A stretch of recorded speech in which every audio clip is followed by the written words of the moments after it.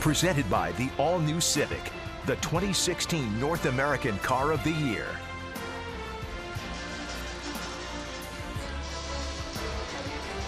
Final day of a 5-game road trip for the Toronto Blue Jays. They'll return home to face Seattle on Friday, but before that, here on this Wednesday getaway day, they will face a left-hander, Patrick Corbin. Here is the lineup for John Gibbons on this Wednesday. At the top, Darwin Barney. Michael Saunders not with the team, back home for personal reasons, so you see Barney in the leadoff spot hitting .293. Troy Tulowitzki, .240 on the season. However, against Corbin, he is 6 for 14, a double, and 3 walks. Devin Travis hitting in that 8th spot this season, hitting .345, 19 for 55 with a pair of home runs and 8 runs driven in. And they will see the left-hander, Patrick Corbin, on the hill for the D-backs. Who gets ready for his 20th start of the season. It's been a little bit of a rough patch lately for Patrick Corbin. He's lost 2 straight, and on top of that, he has allowed 5 or more runs in 4 consecutive outings. His ERA over that stretch, 8.5. Ironically, his last win was against the Blue Jays back on June the 21st at Rogers Center, his only career start versus the Jays. He's pitched really well, allowing 2 runs and pitched into the 7th inning against the Blue Jays, winning that 4th game of the season. So Blue Jays get to face the lefty this afternoon in Patrick Corbin. He beat Marco Estrada on that day. The defense, Drury, Bourne in center, Tomas in right. In the infield, Lamb, Ahmed on the left side, on the right side, Segura and Goldschmidt. The battery is Corbin and Gosewich. Gene Segura at second base. We've seen him make a lot of nice plays in the 3 games that we have faced him. He has the highest fielding percentage of any second baseman in the National League, .995, only 2 errors in 368 total chances. He's a former shortstop, so he's got a really good arm at second base. Darwin Barney is the batter here in the top of the first. Corbin looking in. The former All-Star from 2013 deals, and the pitch is low. He missed all of 2014 with Tommy John surgery. Yeah, it was a big fall for him. 2013, he was an All-Star. Then he got hurt, missed all of that season, and then got into 16 starts last year. It's just about a year ago that he came back and made his first start after that Tommy John surgery. 6-5 a season ago with the 3.60 ERA.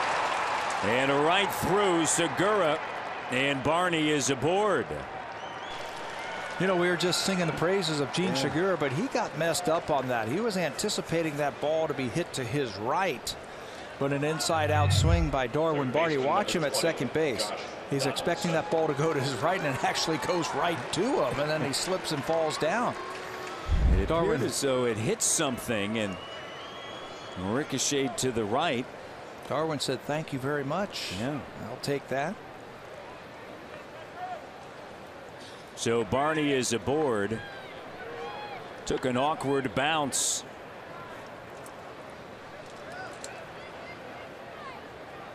Here's Donaldson, the batter. Josh Donaldson looks at a pitch outside, hitting .306, 23 home runs, 67 RBIs.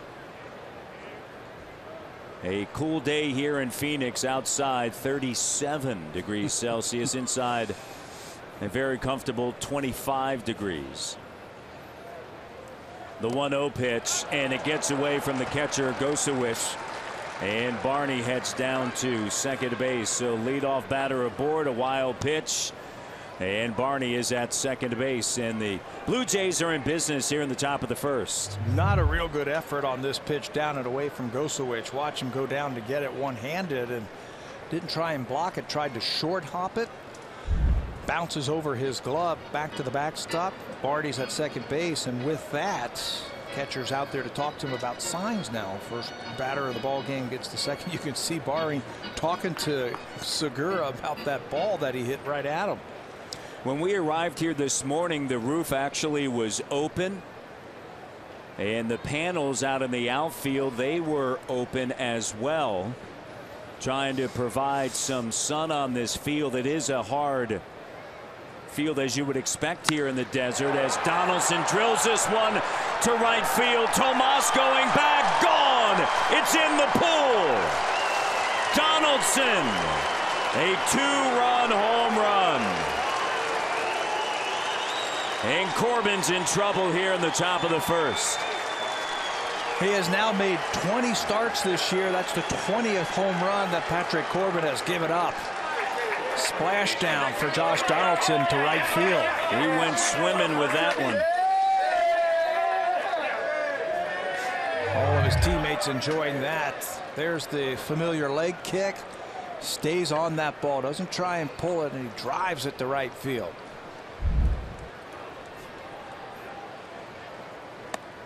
Here's Edwin Encarnacion. So once you get done with Donaldson, who just hit his 24th home run, RBIs 68 and 69, it's going to be Encarnacion. We talked last night about his success here at this ballpark. Josh thinking about hitting the ball the other way to advance that runner. Well, he does better. Drives that ball on a line. That's where the ball carries here. Left center, right center field. He stayed on that ball. Hit the ball to the right side. You see Edwin's numbers on the season. Leads the major leagues in runs driven in. The shift is on and the pitch is outside. And the count 3-1 to Edwin. Last night he hit a 3-run blast. That was in the top of the third inning. He was 1 for 4. His 9th home run here at this ballpark. His 8th as a member of the Blue Jays, and the pitch is outside. Corbin being very careful with Encarnacion, and that's going to bring up Russell Martin.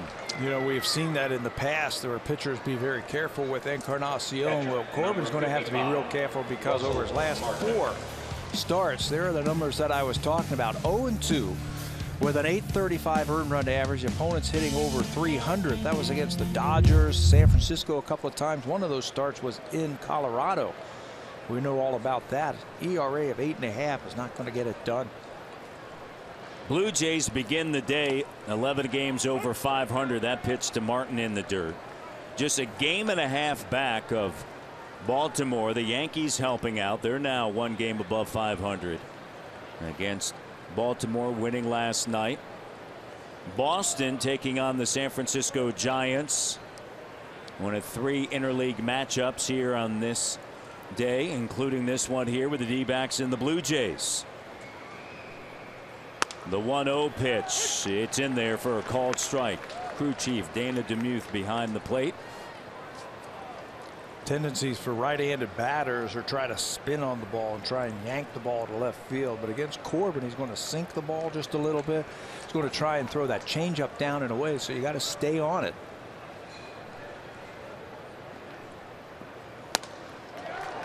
.92-mile-per-hour fastball.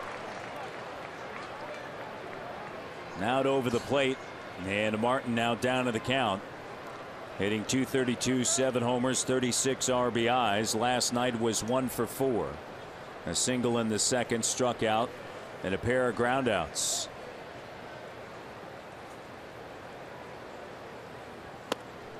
Swing and a miss. Corbin down and in, and that is the first out here in the top of the first inning. When he gets to 2 strikes, 50% of the time he's going to throw a slider, and there it is. Down and in to a right-hander. That's why you have to stay on that ball. You can't think about trying to pull Patrick Corbin. You got to stay on the ball and go back through the middle. Tulowitzki is the batter, and he always enjoys seeing Patrick Corbin. He's 6 for 14 lifetime against him with a double. Edwin over at first base. Donaldson a 2-run home run here in the top of the first, and the pitch is low, and the count 1-0. Corbin a season ago was 6-5. As Tabby mentioned, 16 starts. His ERA 3.60. 85 innings pitched after missing the 2014 season with Tommy John surgery. That in itself, to be able to come back the way he did and to pitch second half of the season last year was a victory for him. And this guy was really good. He was an all-star in 13, missed 14, and then was able to come back for the second half last year. Gained some confidence going into this year. Diamondbacks, they've had some issues with their rotation. Shelby Miller now down in AAA Reno playing for the Aces. A swing and a miss by Tulowitzki. Zach Greinke's been fantastic. He's still on the DL. He's 10-3 overall. So when the plan was put into place in the offseason, Patrick Corbin was going to be at the highest, their number 3. Pretty good. Yep. Pretty good number 3, but with the injuries and the ineffectiveness, he has right now become their best starter. The 1-2, and it straightens up Tulowitzki. You mentioned those last 4 times out. The D-backs overall are 1-3 in those games.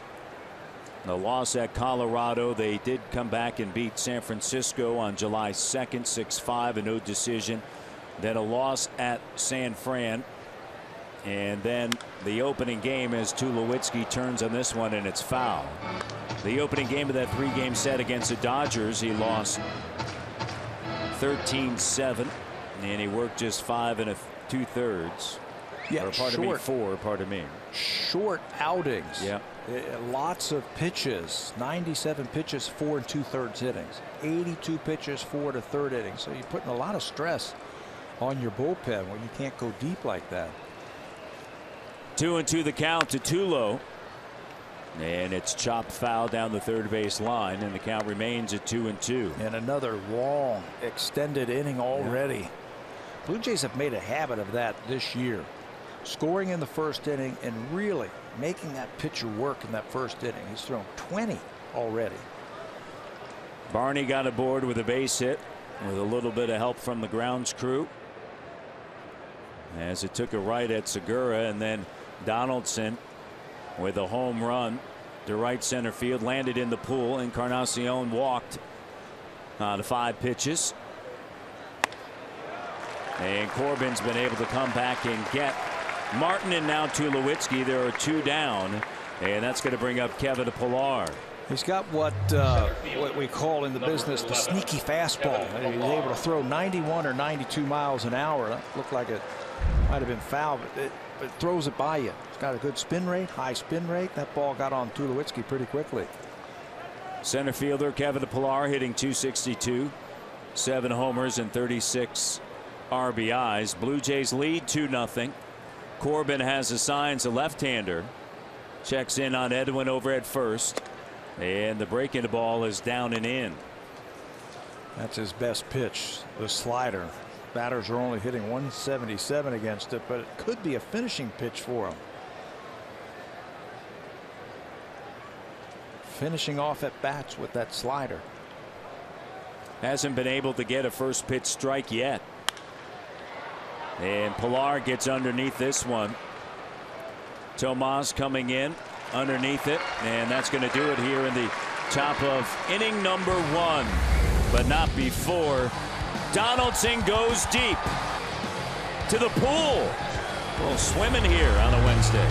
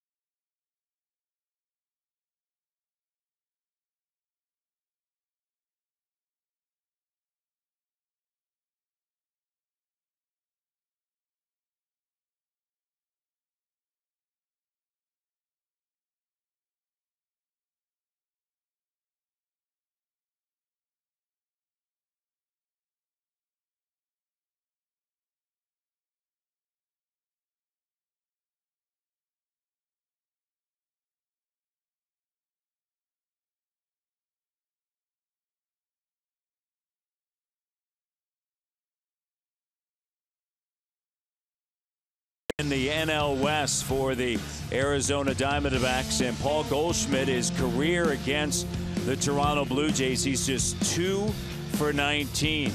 The All-Star really struggling against the pitching of the Blue Jays. And Jake Lamb over the last 20 games, big numbers as you see, 371, 7 homers and 20 runs driven in. Lamb last night 0 for 4, including a strikeout. Marcus Stroman, the right-hander, this is the lineup that he will see. Marcus wants a do-over in his last start versus the A's. Not very good. His second shortest outing of the season, just 4 2/3 innings. He was touched up for 9 hits, 7 runs, 6 of them earned, 3 home runs. Still 7-4 with a .515 earned run average. This is his 20th start of the season and his first career appearance versus Arizona. He worked hard in between starts to get that feel back in his sinker and in his slider. I have a feeling he's going to be much better today than what we saw in Oakland. First pitch is a strike. Blue Jays in the first game back from the break, their strike 2 against the Oakland A's. They carried a 7-3 lead into that bottom of the 4th inning. Gave up a run there to the leadoff batter, breaking ball away. And then in the bottom of inning number 5, that's when the Oakland Athletics were able to tack on 3 more, and it was Davis with a 2-run home run after Reddick got on with 2 outs, followed by Stephen Devote, back-to-back home runs, breaking the ball in the during the count even. Well, if you know anything about Marcus Stroman, he's going to go back to the drawing board, which he did. He had a nice side session with Pete Walker the other day. Says he figured it out. There are the numbers once again against the Oakland Athletic. His last 2 pitches right there, 2 sliders that he overcooked. Tried to throw him a little bit too hard. Chopped right back through the middle. And a base hit here for Segura.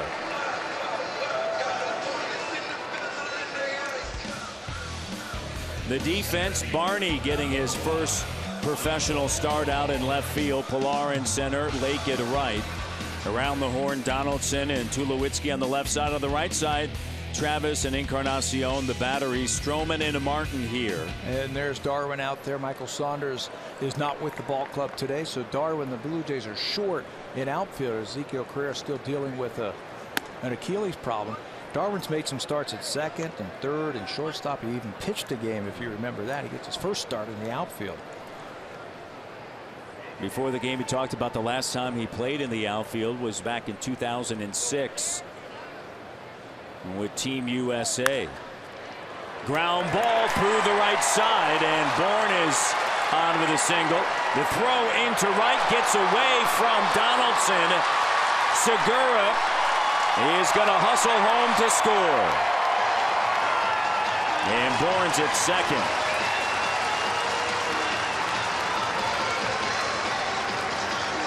Sloppy defense by the Blue Jays. Aggressive base running by Segura. He's going to force Junior Lake to try and throw him out. And I think if Josh Donaldson can come up with this throw, he was going to be out. Lake charges.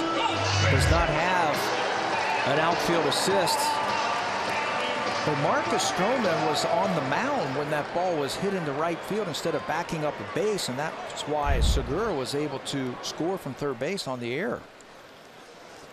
Well, started Segura out 0-2, and then Segura worked the count 2-2, chopped a base hit back through the middle. Bourne then through the right side. Segura scores on the throwing error to Lake, and Goldschmidt is the batter. Nobody out here, bottom of inning number 1. It's 2-1 Blue Jays. And Goldschmidt fouls it off to the right side. You know, if you're Chip Hale, the manager of the Arizona Diamondbacks, you're telling your best RBI guy right here, don't give yourself up. Try and get a base hit. You've got a runner at second base and nobody out. It's only the first inning. You don't want him to give himself up. You want him to try and drive that run in. Lake, his first error of the season with the Blue Jays, and the pitch is down and in, and the count now 2-1 strike to Goldschmidt. Charges the ball and made a pretty decent throw. It was a short hop throw to third base.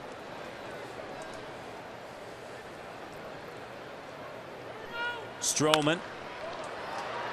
And the chopper to Tulowitzki. And so Bourne now over at third base.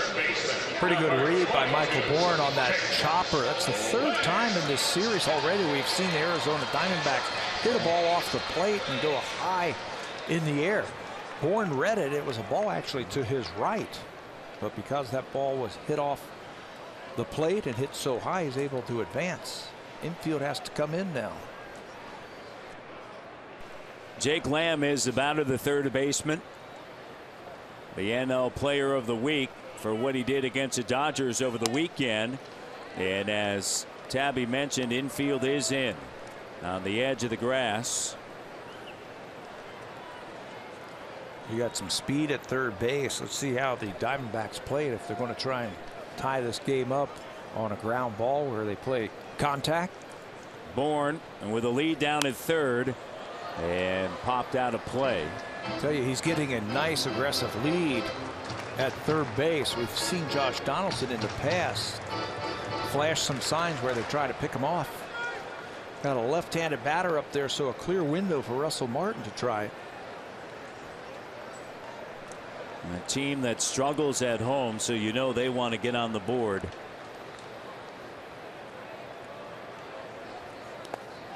And a good job by Russell Martin keeping that breaking ball in front of him. Arizona just 17 and 34 at home, second to worst home mark. Only Atlanta has a worse home record. Bourne is over at third base. Stroman has the sign. Lamb awaits, and here's the 1-2 pitch. Got him.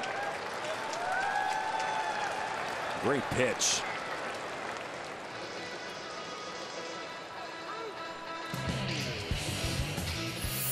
This Marcus Stroman start is brought to you by BioSteel Sports Nutrition, the natural choice for everyday performance. Drink the pink. So Lamb strikes out, and here is Brandon Drury. 267, 9 homers, 25 RBIs, and the breaking ball is low. And a count of 1-0. In the 7th inning, he doubled to start the bottom of the 7th against Aaron Sanchez, but he was stranded there. Infielder by trade, having to play the outfield because of some injuries for the Diamondbacks also. Ground ball racing in. Donaldson throws to first. A dig. Got him. And a great play by Donaldson on that slow roller, and then the dig by Edwin Encarnacion. A big play here in the bottom of the first inning, Tabby. And there's the dig. It's still 2-1. We go to the second.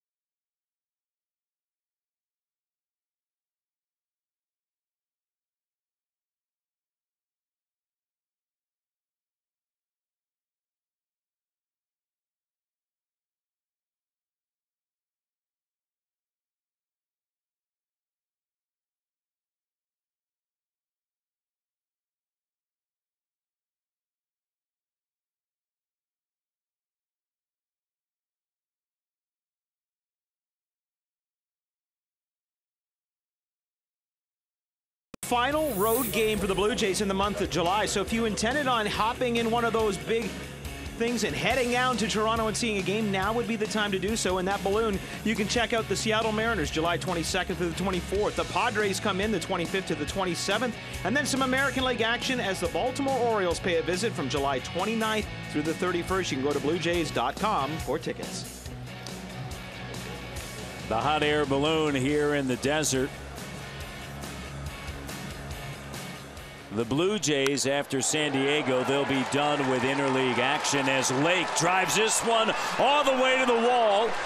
And rounding second is Lake. Lake on his way to third. The throw, diving in, got him.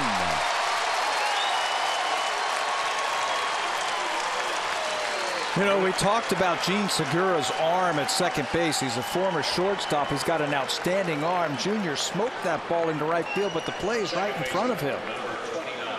He is an easy out at third base. One more time, this is going to be a double. Now the play's right in front of him. He never picked up the coach or the ball. He had his head down, and Segura, that's easy for him. Strong arm and a strike over at third base. And you never want to make the first or the third out over there at third base. And Blue Jays had a runner in scoring position, and Segura took care of that. The first and third out, and instead of a runner at second, it's a fair ball off of the bat of Travis. Travis now on his way to second. Here's a throw. It's off the line. And so instead of picking up another run, it's one away with Travis at second base. He'd been scuffling a little bit against left-handers. That's why John Gibbons moved him down in the order. And that's why he needed something like this right off the end of the bat, and that thing stayed true right down the line in right field, right over the bag, and a hustle double for Devin Travis. So Lake cut down at third. Travis a double, and here is Stroman, 0 for 2 on the season. And the pitch down and in. Of course, has a history of swinging the baseball bat. Sure. He went to Duke as a second baseman, as a middle infielder, an everyday player, and actually was on the all-freshman team. I mean, he looks like a hitter up there, doesn't he?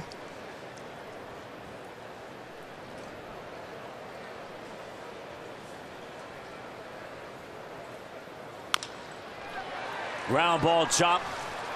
Back of the bag, Segura misplays it. Runners at the corners. That one took a funky bounce also on Segura.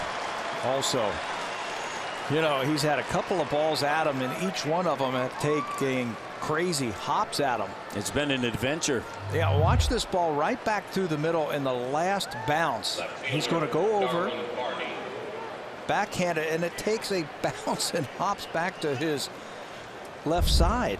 We mentioned how hard this infield is. You continually see it.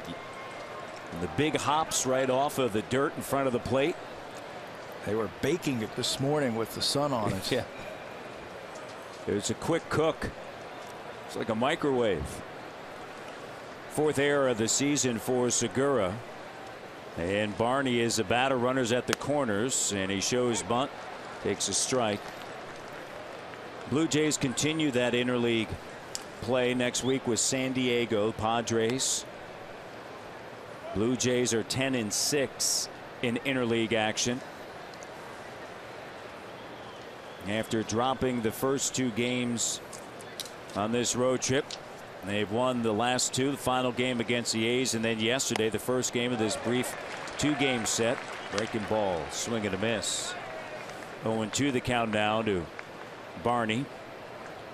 Base hit back at the top of the first inning. That was the one headed towards Segura, and then decided to take a right. Now Darwin's got a battle in the hole. The 0-2 swung on and hit into center field. And making the play is Bourne. It's deep enough. And scoring is Travis, and Stroman dives in to second base. baseball player right there, Marcus Stroman. He read that thing beautifully, like he's been doing it his whole life at the major league level. Patrick Corbin makes a mistake with 2 strikes, leaves the ball over the middle of the plate, and Darwin Barney spanks it to center field. Deep enough for Marcus Stroman to say, I can tag up and move on that one. Travis is going to score easily. Michael Bourne, 3 outfield assists, but he can't get the pitcher at second base. Marcus Stroman helping his cause get himself into scoring position. So he's at second. Barney is sac fly RBI, his 13th run driven in. Travis scoring. And a break-in ball is low and outside. Donaldson, first time up, his 24th home run. Now with 69 RBIs, he's got Stroman at second.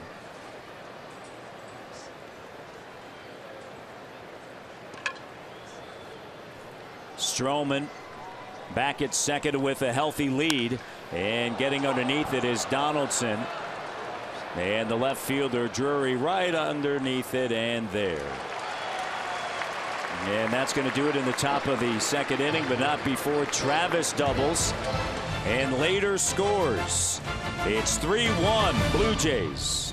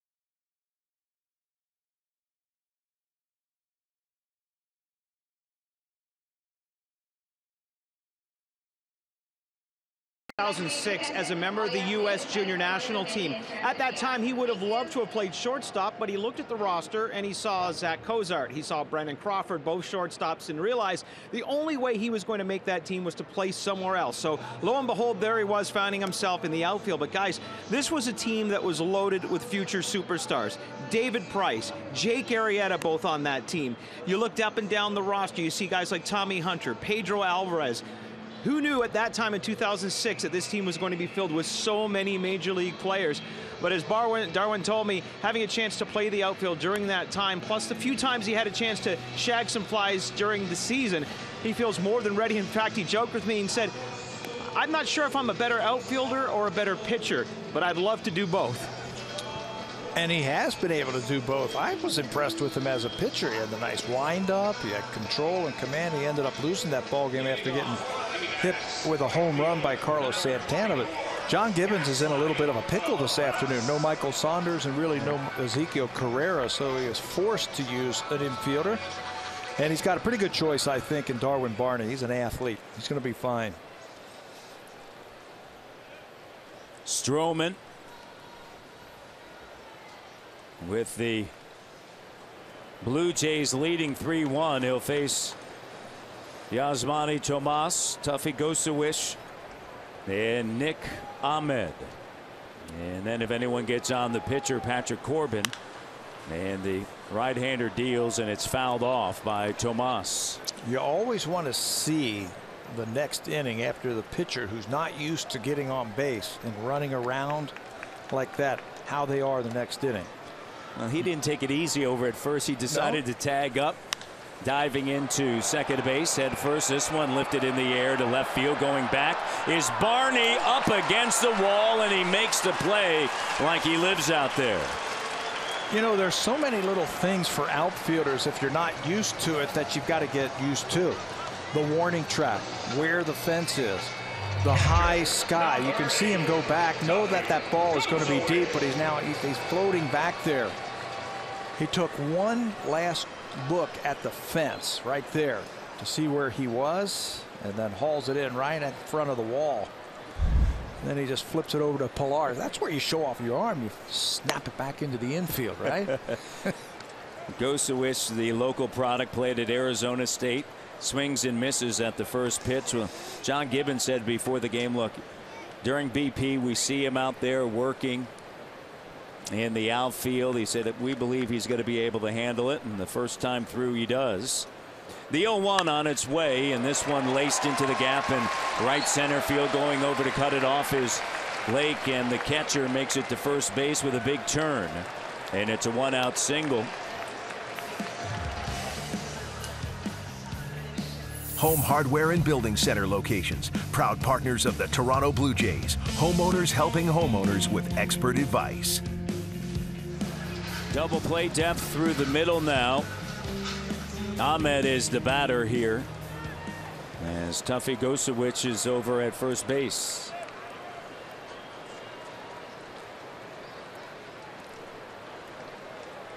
Stroman deals to the plate, and it's high in the air, shallow left center field.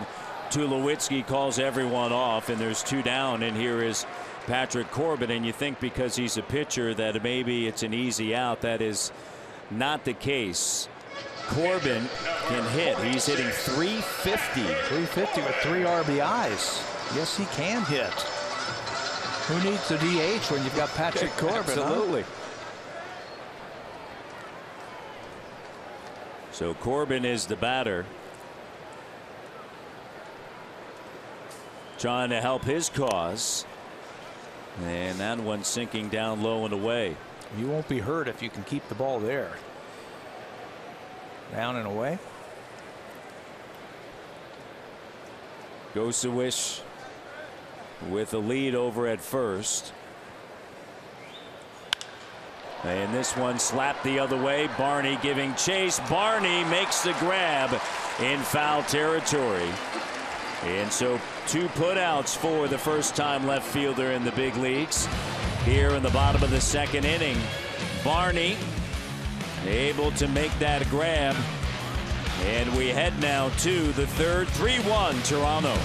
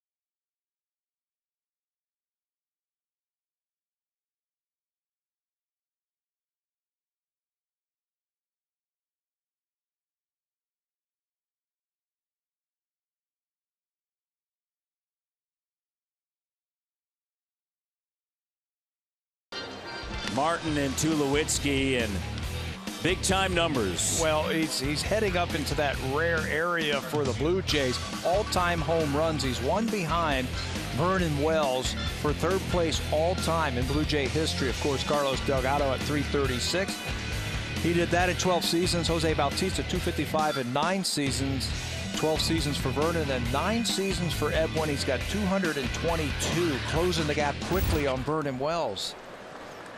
And hopefully he can sign back. He's a free agent, that he's going to be around here long enough that he's going to become the all-time career home run leader. Has 8 of those home runs here at Chase Field. He's hitting .480 here with 15 runs driven in 7 games as a member of the Blue Jays, and he gets underneath it high in the air to left center field, shallow left center field, and Ahmed's over there, and that's going to be the first out on 1 pitch. And let's check in with Hazel.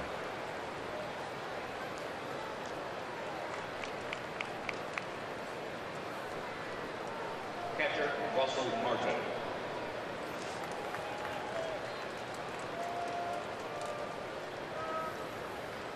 How about Cleveland right now? Carlos Carrasco's dealing today. He's throwing a 1-hitter. Up 11-zip. Blue Jays lead here 3-1 in the top of the 3rd. And the first pitch to Martin is a strike. Martin struck out swinging back at the top of the 1st inning with Edwin over at first base on a walk. And this one is drilled down the right field line, and it is curving foul and out of play. Not much history against Corbin. Martin 0 for 3. Tulowitzki, of course, because of his time in Colorado, with the most history. And Barney has some as well. And that pitch low. Low and inside. Patrick Corbin thought he had a strikeout. Blue Jays putting the home run ball together again today. Yep. Donaldson in the 1st inning. Edwin yesterday. They now have 74 home runs on the road. The most in Major League Baseball. Wherever you go, so many great Blue Jay fans making the trip. And that one enjoying it here. Got the sippy cup going. Arizona people were saying to me today, they were like, can't believe how many fans that you have here. I said, this is nothing. Yeah. This is nothing. You should see Seattle and Minnesota and Detroit and Cleveland and Boston. Everywhere the Blue Jays go, it's like a rock show. Yeah. They got their following. Tulowitzki right back through the middle, and a 2-out single for Tulo.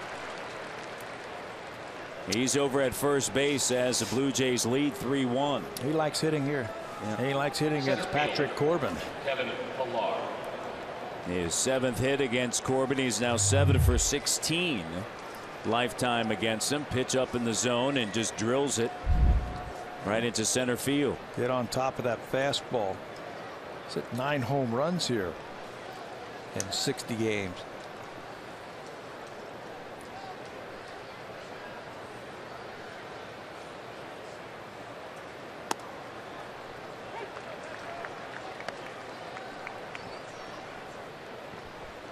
Pillar looks at a first pitch strike.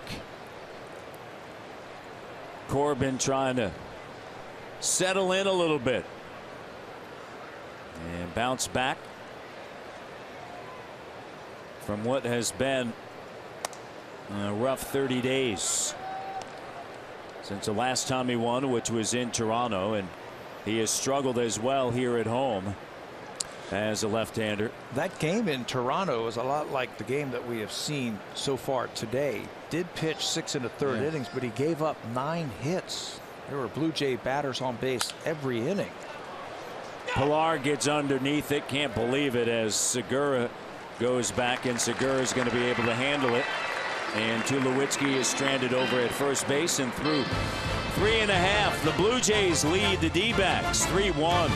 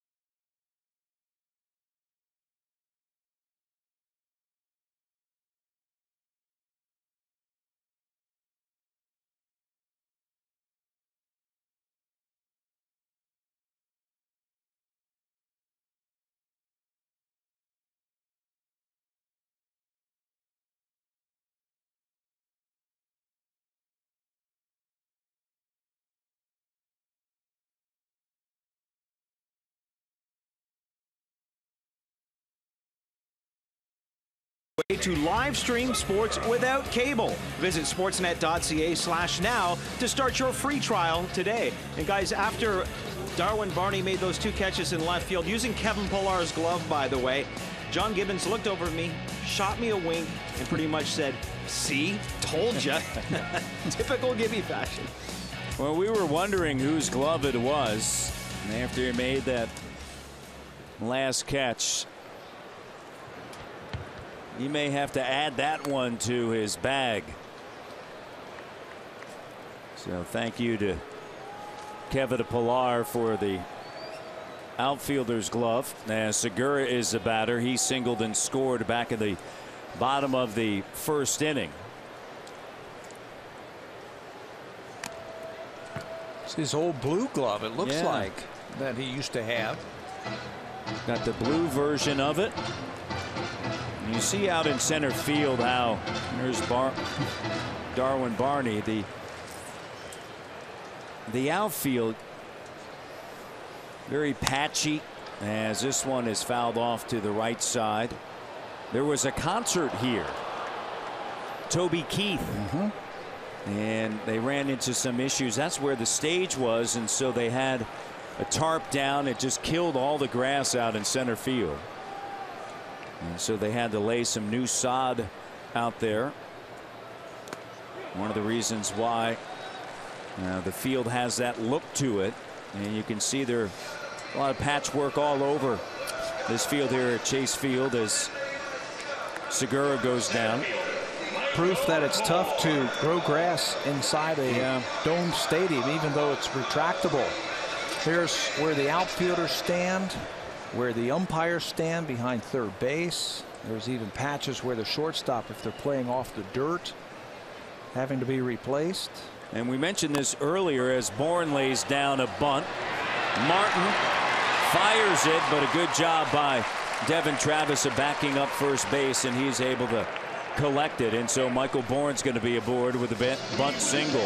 Russell called off Marcus Stroman. It looked like Marcus was getting ready to field this bunt attempt by Bourne, and then he was called off by the catcher. You see he slipped just a little bit. That front foot, there's that patch of dirt from the pitching mound to home plate, and then there's a lip where the grass comes in. It looked like Russell's foot slipped on that area when he went to throw that ball. Here's Goldschmidt, but the roof was open earlier, trying to get some sun shining on the grass here at Chase Field as that pitch misses in the count 1-0. Goldschmidt hitless over the last couple of days, grounded out back in the bottom of inning number 1. Blue Jays lead at 3-1. Bourne with a lead, and so Stroman checks in on him. Yeah, he's a threat to steal. 8 for 11 this year.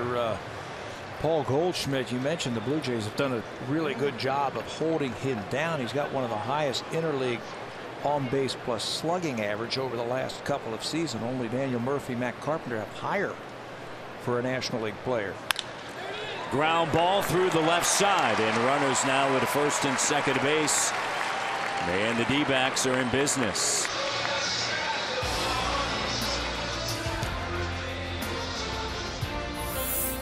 The checkered flag event is back, celebrating over 50 years of racing heritage in every Honda. Now is a great time to get into the all-new Civic.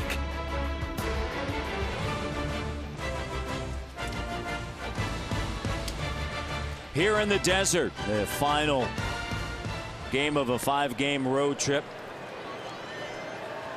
And the final meeting between Arizona and the Blue Jays. Runners at first and second. Arizona 0 for 13 in this series with runners in scoring position.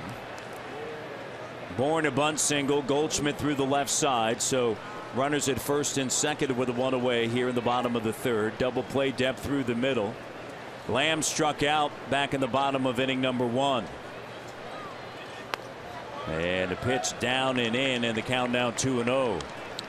He's trying to guide that sinker in there instead of just throwing it. He's trying to get the ground ball, trying to create the ball, the movement, instead of just letting it go. You got to be careful here. This is a home run threat at the plate. Has 21 of them, and that is a strike. Since June 15th, Tabby, he's batting .380 is Jake Lamb, with 9 homers and 25 runs driven in. 0 for 10 against Toronto with 7 strikeouts, though. Stroman wants to continue that trend here as he looks back at second, in the pitch. And it's hit to Tulo. He'll take it to second and then on to first. Got exactly what he needed. 6 unassisted, 3 double play here in the third. And now 0 for 14 with runners in scoring position. Stroman gets out of the jam. The hot smash right to Tulo. He'll take it himself and on to first base. Let's go to the fourth.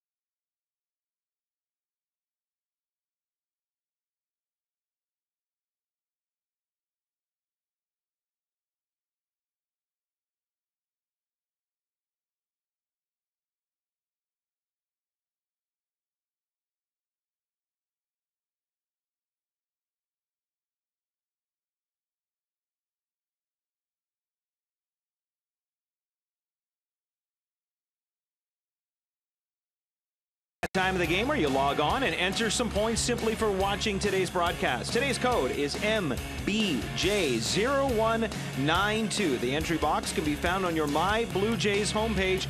Code must be entered by 11:59 tonight. Let's get you back now to Matt Devlin and Pat Tabler. To the fourth inning. It'll be Lake, Travis, and then Stroman. Lake a double back in the second inning. He tried to stretch that double into a triple, and he was thrown out at third base. And then Travis doubled and later came around to score in a sac fly RBI off of the bat of Darwin Barney as Corbin deals low. Lesson learned for Lake. They always say that, you mentioned it, first and third out, do not make it at third. Yeah, especially when the play is right in front of you. You could judge where the ball is and where you are. Hustling, just a little bit over aggressive. Mentioned how Corbin has struggled here. Here at home, he's 0-6 with a 7.15 ERA. On the road, like when he was in Toronto, has success. He's 4-2 with a 3.64 ERA. Can't you say that about everybody, though? Yeah. They've had a tough season, the Arizona Diamondbacks, here at home. I mean, the ball flies out of here. Yeah. You think that's part of it? Or? Sure.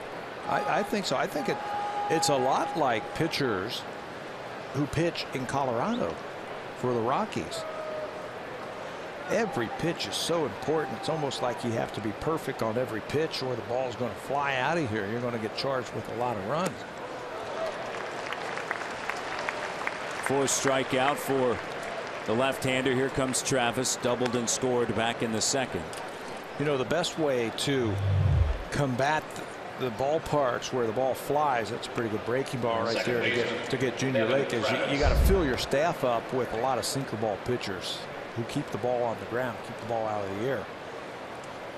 I know there are teams in the American League East who think that way when they're putting pitching staffs together with the small ballparks and the big lineups. Fill me up with sinker ball pitchers so I can keep the ball at least in the ballpark and have a chance. So I think a lot of people are curious to see how things work out for Drew Pomerantz when he goes to Boston, coming from a pitcher's ballpark in San Diego, coming from the National League. Right? Now you're coming over to the AL East. I heard an interesting theory about that. Pomerantz throws from way up on top. It really gets his arm on top, a la Bruce Hurst. Remember Bruce Hurst, left-hander? And they think pitching in Fenway Park that's going to be an advantage because you're coming out of those seats in center field. The backdrop, it's not very good. Interesting. We will see tonight, won't we? Yes. Makes his first start for the Red Sox at home. And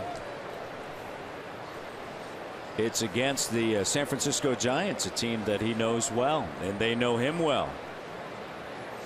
The 2-1 to Travis on the ground to the shortstop Ahmed. A couple of steps and then over to first base. I think this ballpark here also the ball carries to left center and right center field, but every player that we talk about, and we mentioned this in last night's broadcast, the backdrop here in center field, the batter's eye, it's one of the best in all of baseball. It's dark, it's big, there's no distractions, and every player who we've talked to said standing at the plate they can see the ball. It looks great coming up towards home plate. Stroman, ground ball chopper played by the shortstop Ahmed, flips it over to first base, and it's a 1-2-3 inning in the top half of the fourth inning, and the Blue Jays lead it 3-1 as we head to the bottom of inning number 4.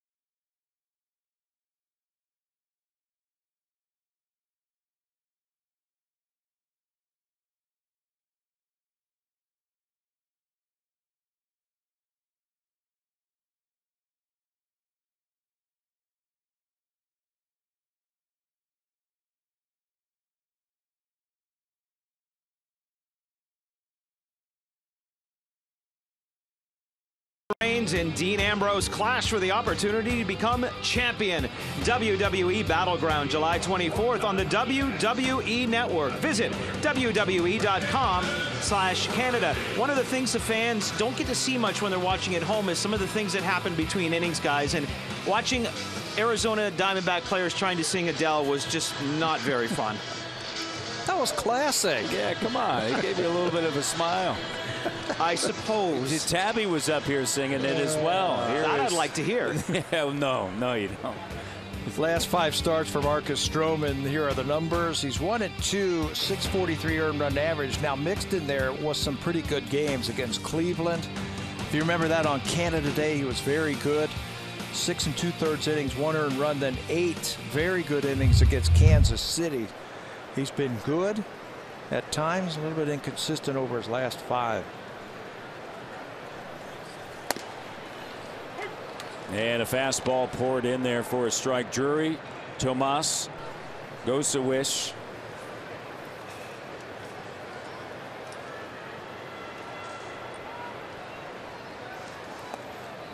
And that one dips down low.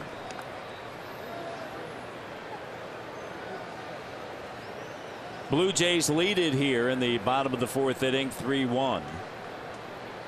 And Stroman gets strike 2. Pretty good pitch right there. You can live there against right-handers. You're going to be fine. Righties are hitting .255 against him this season.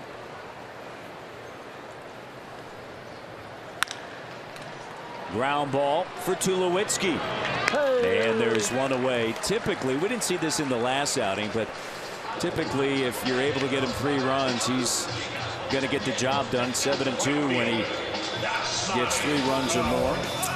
Well, I think it goes back to his pitch usage, and let's look at it over his last start. 73% of the time at his last start, he threw the fastball, 59.4 heading into that start. 22% slider. That tells me that he had the fastball and the slider, and that was about it. That's all he basically used in that start against Oakland. Now he threw 95 pitches in 4 2/3 innings, but he only had 1 walk.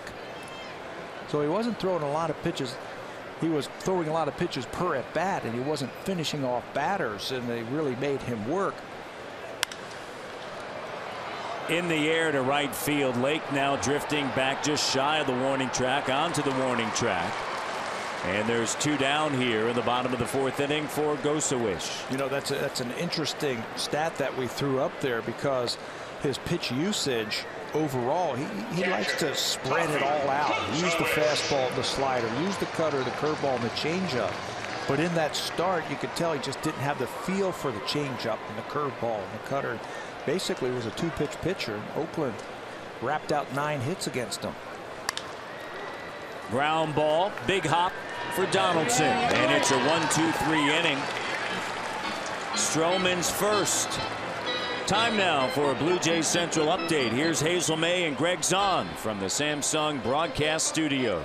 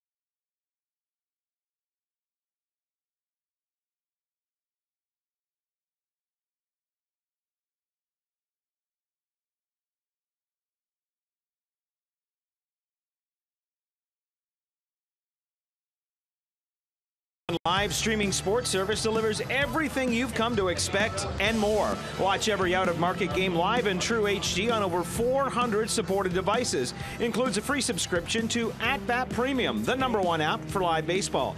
Blackout and other restrictions apply. Visit MLB.tv for details. To the top of the 5th, let's send it back to Matt and Pat. 3-1 here in the top of inning number 5. Day game here in Phoenix, Arizona. A comfortable 25 degrees inside.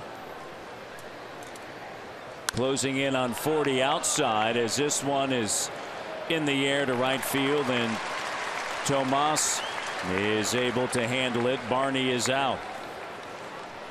Josh Donaldson, last time up, decided to go for a swim. Yeah, first time in that first inning, lashes this ball to right field. And how about a line drive, kerplunk, splashdown in right field. Josh Donaldson with the home run into the pool in right field. Pool was active last night, not necessarily the case here today. The 54th home run into the pool, and Donaldson the first Blue Jay. First Blue Jay splashdown in right field. You know, that is seriously 74 home runs now the Blue Jays have hit on the road this season. That's #1 in baseball. And you got the fans coming out. You can see why. They love to watch the Jays on the road. They treat them to some home runs. The 5th on this road trip. Donaldson came into today hitting 6 for 17, Tabby, on this road trip with 4 RBIs. Drove home the game-winning run on Sunday against his former team. Driving in runs and scoring runs. I mean, he's having another MVP type of season, and if you match up his numbers to last year, I think they're better this time of the year than they were last year. Yeah, there's actually some numbers where he is on pace to do better than he did a season ago.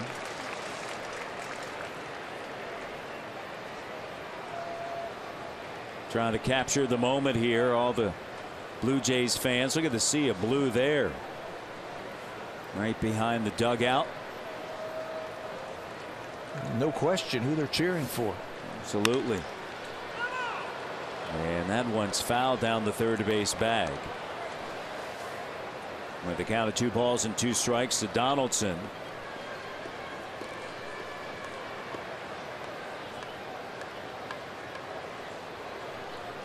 Blue Jays lead at 3-1. Outfield straight away. Infield back on the left side. And a breaking ball in the dirt. Coming into today, he has seen the 4th most pitches in baseball behind Mike Trout, who has seen 1,785. Donaldson 1,717. Patient. He'll take his walks, and when he gets his pitch, he doesn't miss it. And there he is, heading down to first base is Josh Donaldson. On base again. Leads the American League in walks with now 65. Trout is second with 61. Joe Mauer third with 53. And with 1 away, here's Edwin Encarnacion. So a little bit of a different situation now for Corbin in facing Edwin. Nobody on. Walked back in the top of the 1st inning. And then he led the inning off in the 3rd. He popped out to the shortstop Ahmed.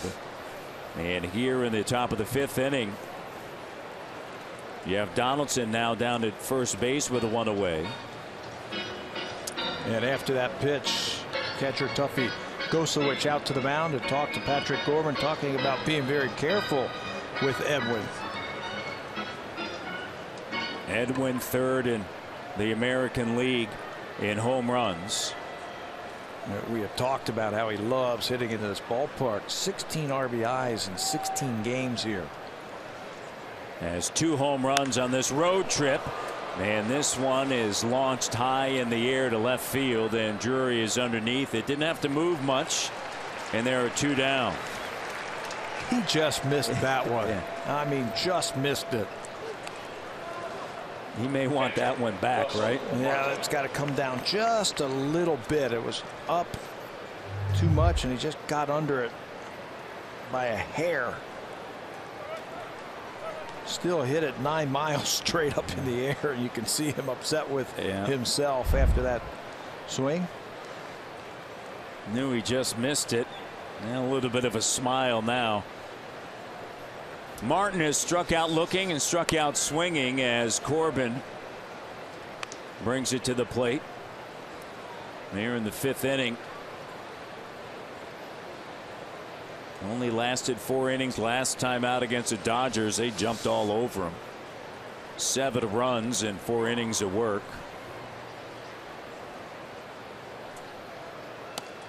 And that one down low and away. Well, this is a great ballpark. If you're a gap-to-gap type of hitter like Russell Martin is, there's a lot of room in left center field and a lot of room in right center field. If you can pick on a pitch and split those outfielders, the Blue Jays are going to have another run.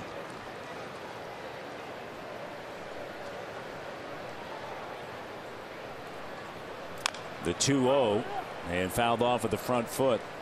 Russell Martin. 2-1. He was, or 2-0. He was letting that all hang out on that swing. That's when he gets into trouble, when he tries to generate bat speed and generate length. Martin 4 for 13 entering today on the road trip, hitting better than 300. At first base, Donaldson a walk. Ground ball deep in the hole. Ahmed goes to second, and they say that they got him at second. Everybody's going to wait on this one. Yeah. They're going to take a look at this one. Ahmed bobbled the ball just momentarily, and they're going to take a look at it just momentarily, and I think that gave Josh Donaldson a chance to get in there.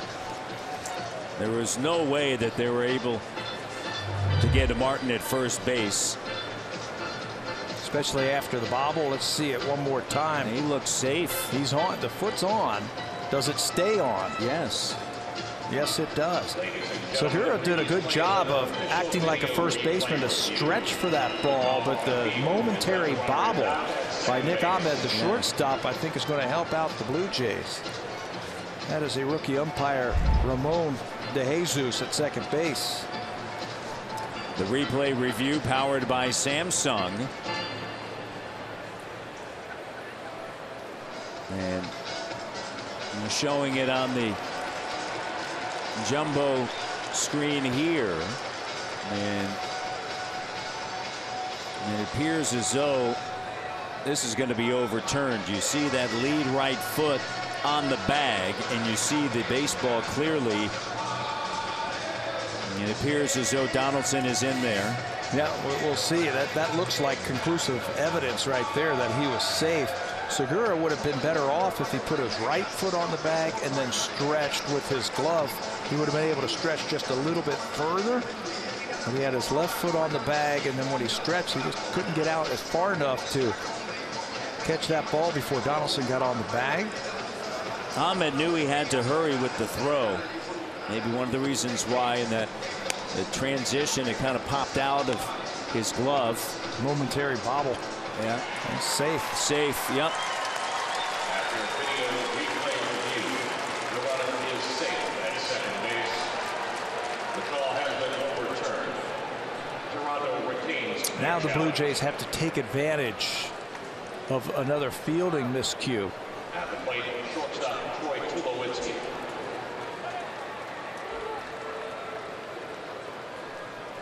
Fielder's choice for Martin.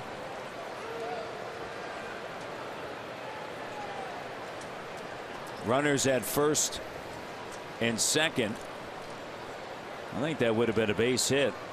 I don't know if Ahmed could have made that throw over to first base, but they're going to rule it a fielder's choice. Here's Tulowitzki with a single back in the third. Can he come up with a 2-out single here? Gets underneath it, right up the elevator there, and it's out of play.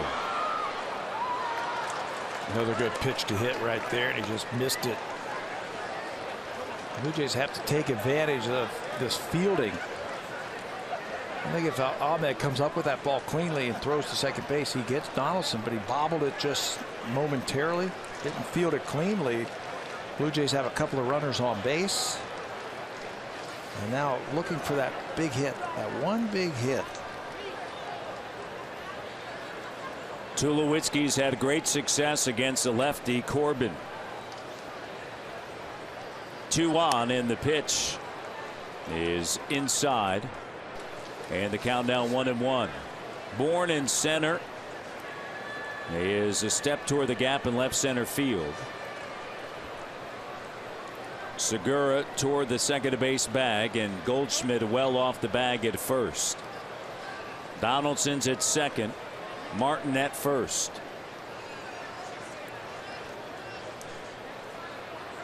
Tulowitzki awaits as Corbin works from the stretch.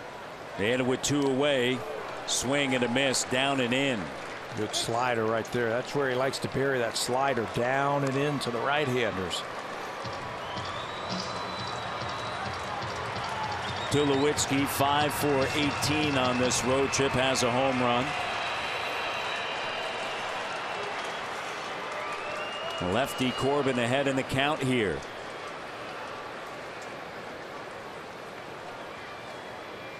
Blue Jays fans hoping for some more runs.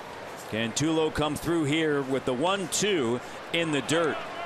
And Gosewich keeps it in front of him.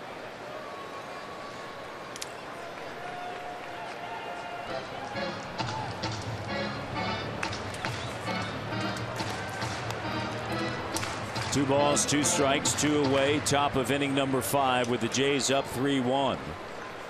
2 in the first, 1 in the second. Donaldson, a 1-out walk. Martin aboard on a fielder's choice. A play that was overturned at second. Donaldson initially called out. This one, a line drive. Diving for it, Drury. It's going to go all the way into the corner. Donaldson will score. Runners at second and third for the Blue Jays. As Tulowitzki comes through, it's a double for Tulo. And Donaldson scores the 4th run for the Blue Jays. Gives him another RBI. That's 47 on the season. Slider. Remember the one that he got for the strike, the second strike? It was down. This one elevated just a little bit, and it's just off the glove of Drury, the left fielder. Blue Jays indeed come up with the clutch hit. Troy Tulowitzki swinging it. He's had a good road trip. Love those clutch 2-out hits. Drury, again, a converted infielder, having to play the outfield because of some injuries and some ineffectiveness of some of their outfielders. Great effort, but he's just short. Good hustle by Donaldson. Line drive right back through the middle off of the bat of Kevin Pillar. And Russell Martin's going to score. And so Pillar comes through with a big 2-out base hit here in the top half of the 5th inning. You know what? Let's talk about that a little bit. Remember, Donaldson was on first base on that ground ball by Martin, and he busted to second base. Was called safe, and he's kept this inning alive. Double by Tulowitzki, and then first pitch swinging Kevin Pillar wraps that ball into center field for an RBI single. Pillar now has 37 RBIs. You know, appeared back in the 4th inning that Corbin was feeling a little bit comfortable. Had a 1-2-3 inning. Bottom half of the order for John Gibbons, but right to the back to the top of the order. Barney flew out. Then that walk to Donaldson. Encarnacion just missed one. Martin safe at first base. A play at second overturned, and Tulowitzki comes through with a double. Pillar not waiting around, and he just drives it right back through the middle. You know, if you take it for granted, if you're Josh Donaldson at first base and take it for granted on that ground ball that you're going to be out at second base and just jog to second base, this inning's over and the Blue Jays don't have 2 runs. But he hustled after that ground ball to the shortstop and kept this inning alive by beating that throw. Corbin, after a visit, is going to check on Pillar over at first base. Blue Jays are 3 for 5 with runners in scoring position today, Tabby. And on this road trip, they are 11 for 37, 297. Again, Junior Lake come through here. He's 1 for 2, and he looks at that pitch down and away. I'll take it. With those hits now that the Blue Jays have strung together, their Diamondbacks are starting to get some action down in that pen. Randall Delgado.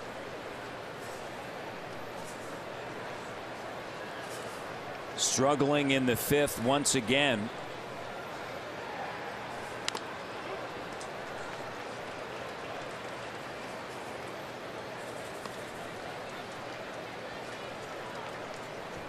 He's had a hard time over the last month.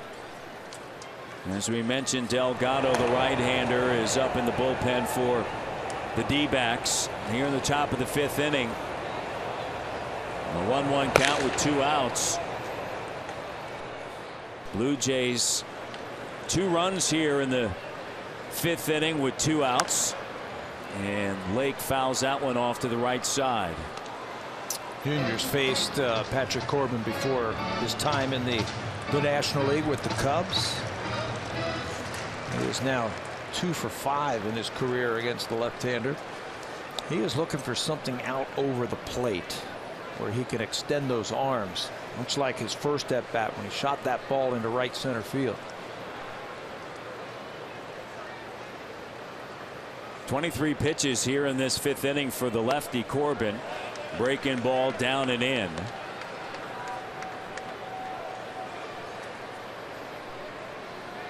Runners at the corners here.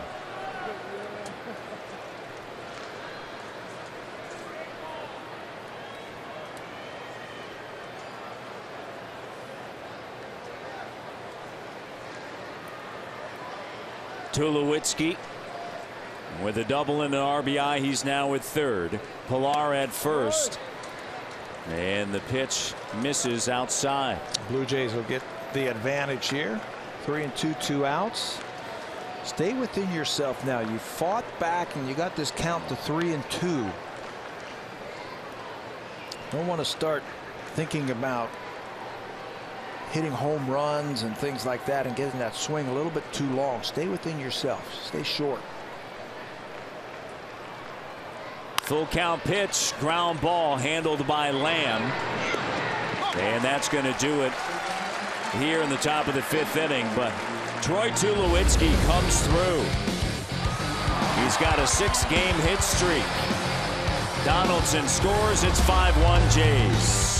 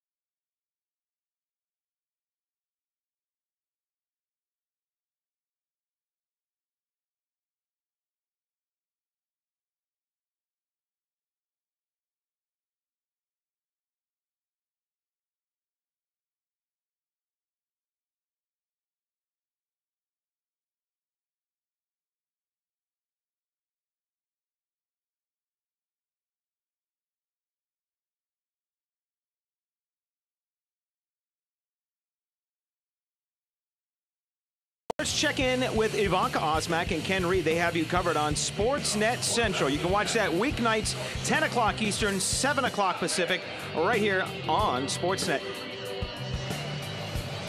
Donaldson and Tulowitzki going over that last top half of the inning. Both of them came through in different ways. Donaldson hustling down the line. And then Tulowitzki with that double. Pros. There are Marcus Stroman pitches. 7 in the 2nd, 7 in the 4th. He needs another one. Quick inning right here. Needs a shutdown inning after the Blue Jays scored a couple of runs in the top of the inning. He struggled with that against the Oakland A's. He's really, after getting some run support, wasn't able to go out there and get one of those 1-2-3 type innings. And there's a quick strike. Ahmed, the batter, he's 0 for 1.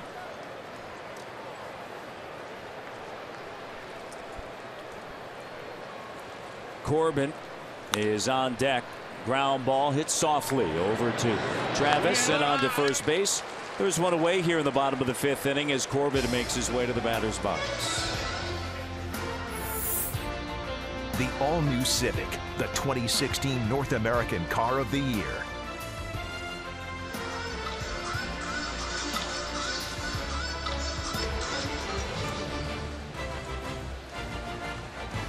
Beautiful scenery outside here in the desert, and inside Jays fans looking on to a 5-1 lead as Corbin takes a pitch low.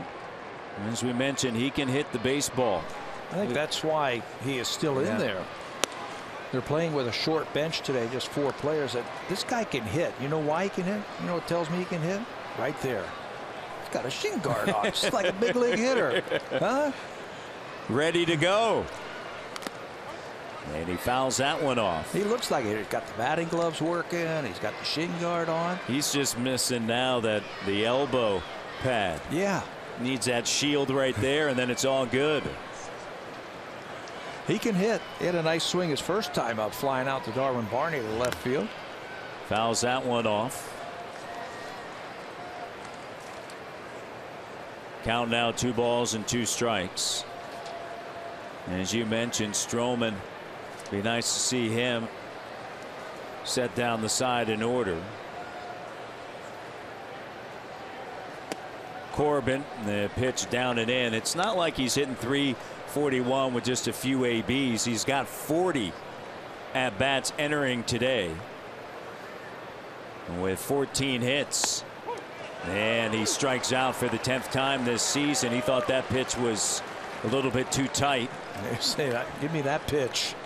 But I'm out on that mound. It looks like a cutter thrown in a good place. Got the plate. Stroman is now retired 6 in a row after running into a little bit of trouble in the bottom of the 3rd inning. Tabby got that 6 unassisted 3 double play off the bat of Lamb to get out of the inning, and then a 1-2-3 4th. First 2 batters here in the 5th, and Segura is the hitter. He's 1 for 2 with a run scored. Look at the pace that Marcus. He's picked up the pace. He's got just gets the ball and let's go. I'm feeling pretty good right now. He's got a 5-1 lead. 2 outs here in the 5th inning. Ground ball left side and off of the glove of Donaldson. He's going to race out there to shallow left field, gather it and hold on to it. They're going to award Segura with a base hit. And we've talked about it before, this infield, the big hops. Look at this one too. It's a tough play. It's an in-between hop. You see where that ball is? It's in between. You're not real sure as a third baseman how that ball's going to come up off the turf. Josh reaches for it and it's just off of his glove.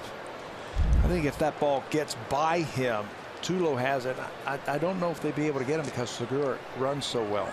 Segura, pardon me, over at first, 2 for 3. The only guy who could make that play was the third baseman, I think. And you're taught as a third baseman to go get everything that you can. Anything to your left, cut it off and make the play.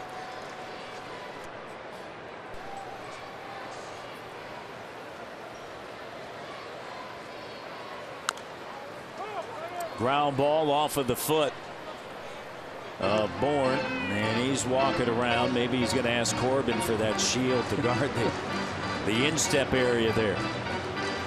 Well, that's what Marcus can do. He can spin that slider in on the hands of left-handed batters, and you go to swing on it. That one right off of his toe, off of Michael Bourne's toe. He's also got that ability to sink that fastball, and you can roll over on it. That's why Marcus gets so many ground ball outs. The 0-2 on its way, and there it is. Just dropped right off of the table, and Bourne strikes out. The 4th victim for Stroman. Blue Jays lead 5-1.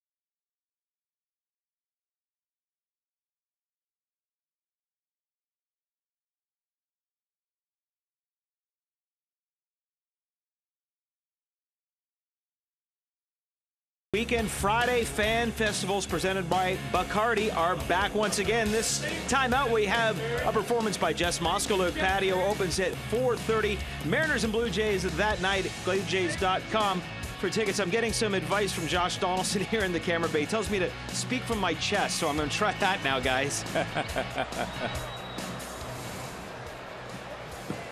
Josh Donaldson trying to help everybody out, Barry.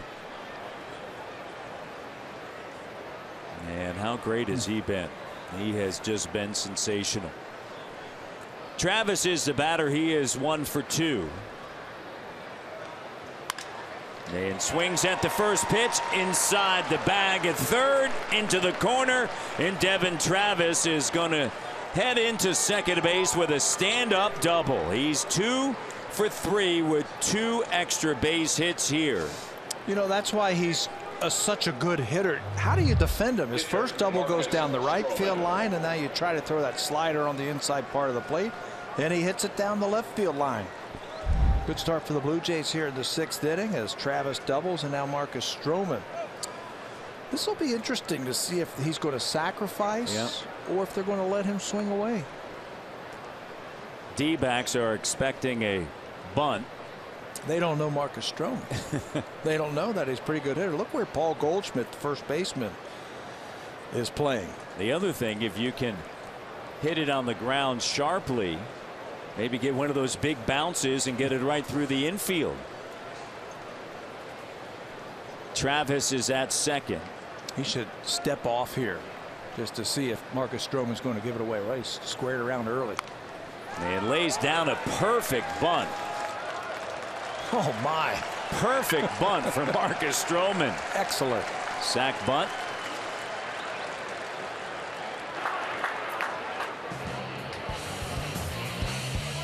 Home Hardware and Building Center locations. Proud partners of the Toronto Blue Jays. Homeowners helping homeowners with expert advice.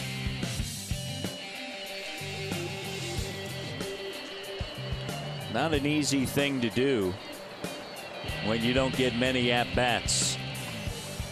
Lay down that perfect bunt, and then he was able to execute it as Barney is the batter.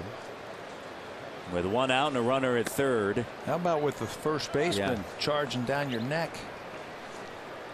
He placed it perfectly, all smiles after executing that sack bunt. That was perfect. Marcus, you look like you've been doing that your whole life. Yeah. That's how you help yourself. You hear so often about players not being able to bunt anymore. Well, guess what? Marcus Stroman showing them all. A hot smash right to Segura. He's able to handle it. And let's check in with Hazel May.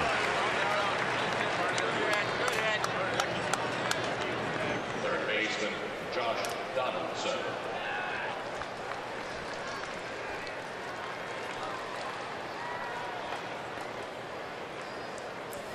Well, Segura able to come away with this one. Barney had the right idea, trying to go to the right side. We highlighted him for a reason. Good defender, good arm. I think they made a great trade. They got it from Milwaukee, part of that Aaron Hill trade. And I'd have to say that with Aaron Hill now is in Boston, that Arizona got the better of that deal. Here is Donaldson. His average up just a tick, 307, 24 home runs. 2 runs scored here for the all-star third baseman. 2-run home run back in the top of the first inning off of Corbin, and this one is corked to deep left center field. Looking up, it is gone, or is it in play? It appears as though it came back in play. It just was underneath that yellow line there. Looked like John Gibbons went back. They're going to take a look at this one to see where it hit. That ball was smoked. It's 413 feet where Josh Donaldson hit that ball. One more time. It's got to go over that yellow line. Yeah, just under the line. Yeah. It'll be a double. It's going to be a double. One more time. It looked like it got stuck momentarily in the fencing out there. That one just right there, missing. You see the yellow line. And so it's a double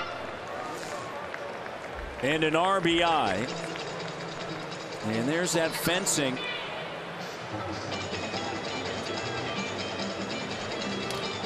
And so Donaldson, after that double and RBI, is going to run Corbin from the game, and Delgado's going to come on. They wanted to take a look at it to see. From our vantage point, it did look as though that one was out of here, and then you see on the replay, and the fans are discussing, it just missed by that much. It looked crazy because it came off the wall funny. Yep. But the Blue Jays have taken another 2-out hit with a runner in scoring position for the Blue Jays. And so that one stays in the park. Time now for the schedule ahead, brought to you by WestJet. The Mariners come to town on Friday. And then the Padres, the Orioles, an important homestand for the Blue Jays coming up, and then they're back on the road. And they will face the Houston Astros down in Houston. They welcome in the Seattle Mariners, and Seattle Mariners got some good news today. They got King Felix Hernandez back today. He is pitching today, but the Blue Jays will miss him.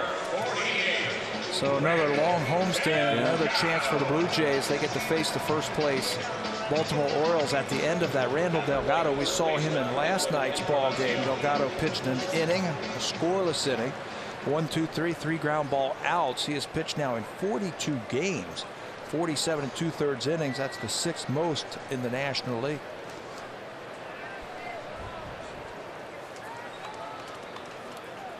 Donaldson coming through with 2 outs. He has 3 RBIs today, Tabby, and in the 5th inning, Blue Jays came through with 2 outs. Encarnacion is 0 for 2 with a walk and a breaking ball down low and away. Corbin works 5 2/3 innings. Delgado on. Blue Jays lead at 6-1. And Donaldson just missing his 2nd homer of the day, as that one just fell short of the yellow line out in left center field. Hit it to the deepest part of the ballpark. 413. How high do you think that is? Maybe 20 feet? Yeah, easily. And with 3 RBIs, Josh Donaldson now with 70. Encarnacion leads all of baseball. And the pitch is down and in. Don't look for anything straight from Randall Delgado. Sinker, slider. Going to try and keep it down. And Edward Encarnacion showing some patience. You've got first base open, a dangerous hitter at the plate. He's not going to give him anything good to hit. 2 away, Martin on deck.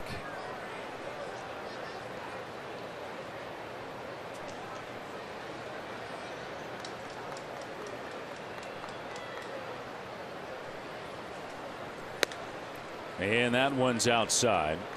And the count now 3-1, and you can't imagine that Delgado is going to try to challenge him here.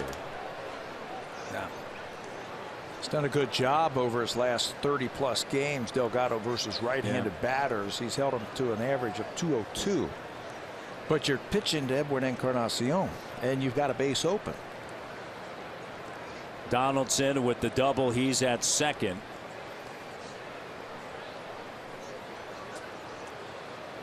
Delgado checks on him back there at 2nd. And he does decide to bring it. And this one is lifted high in the air to shallow left field, and Drury calls off Ahmed, and that's going to do it in the top of the 6th inning, but not before. Josh Donaldson drives in his 3rd run of the game, narrowly missing his 2nd homer of the game.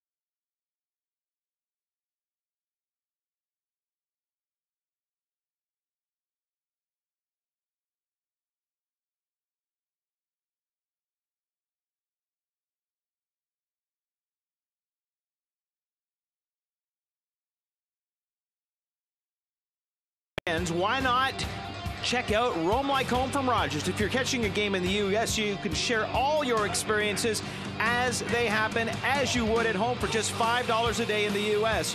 Go to Rogers.com/roamlikehome for more options. And we heard today, guys, the Blue Jays are the third best road draw in the American League behind the Red Sox and Orioles. And that really speaks volumes for the amount of fans that we see here that come from all over Canada to see their Blue Jays. From Winnipeg, we've seen signs from Saskatchewan as well. British Columbia, of course, Ontario as well, from Thunder Bay. Blue Jays are so popular with their fans. They were even asking you for autographs after the game yesterday. Take a picture with me. Where's Buck? Who are you? That's what I get, Tabby. You know that. They know you. Come on. How many pictures have I taken for fans with you dead center in the middle of it over the last week? Quite a few. Where you've actually taken the picture. Yes. They're like, hey, is this your buddy here? Yeah. Come here and help me out. Tabby's assistant carrying the bags. You know how it is. You just got to make yourself be a part of it. So anything I can do. We've had some fun. There's been a lot of great fans here. We were out with them yesterday after the ball game. And just so passionate, and that's what you love. Players are appreciative of it as well. They recognize it. Yeah, no hitting today. Nobody was on the field today, but there was Roberto Osuna before the ball game. Goldschmidt, and a nice play by Travis, and he is out 1 for 3 on the day. Travis back at the second base bag, and you're mentioning Roberto out before the game down the right field line. Yeah, signing autographs, taking pictures, visiting with all the fans. They opened up the gates here around 10:30, 11 o'clock for the start of this ball game, and he was down there entertaining the fans and meeting them. Stroman's retired 8 of 9. There's Roberto. And it's genuine too. Yep. Yeah, goes over there, and once the other fans noticed that he was down there, it became a swarm down the right field line. Lamb is the batter. Osuna worked yesterday, non-save situation after the Jays tacked on another run.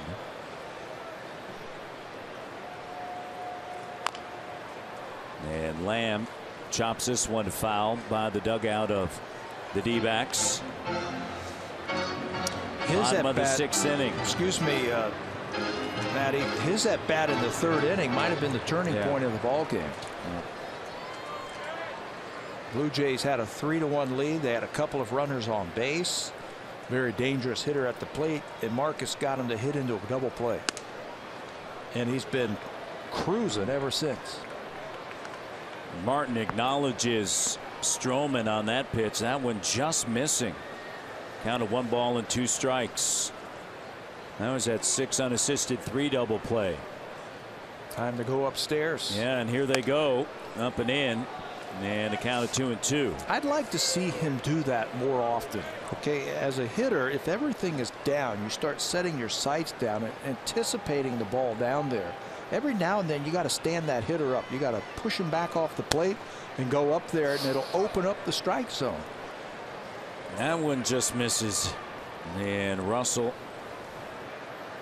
with the crew chief, Dana DeMuth, working the balls and strikes. Here's a 3-2 with 1 away. Got him that time. 5 strikeouts for Stroman. This copyrighted telecast is presented by authority of Rogers Blue Jays Baseball Partnership. It may not be reproduced or retransmitted in any form, and the accounts and descriptions of this game may not be disseminated without the express written consent of Rogers Blue Jays Baseball Partnership. Drury is the batter. And Stroman's retired now 9 of 10. And that pitch rides high and outside, and the count 1-0.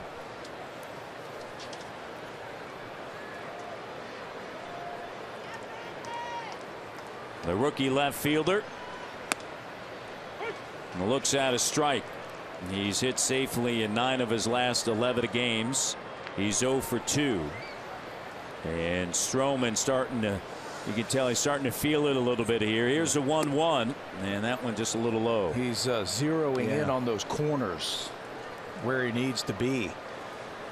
Every now and then he'll throw that ball up in the strike zone, which again, I love that. And I've asked him about that, and he says, you know, I need it. I know I need to do that more often. Comebacker and a 1-2-3 inning. He's retired now 10 of 11. And after 6, we head now to the 7th. Russell Martin. Troy Tulowitzki has 2 hits on the day and an RBI. And Kevin Pillar, who singled and drove in a run last time up.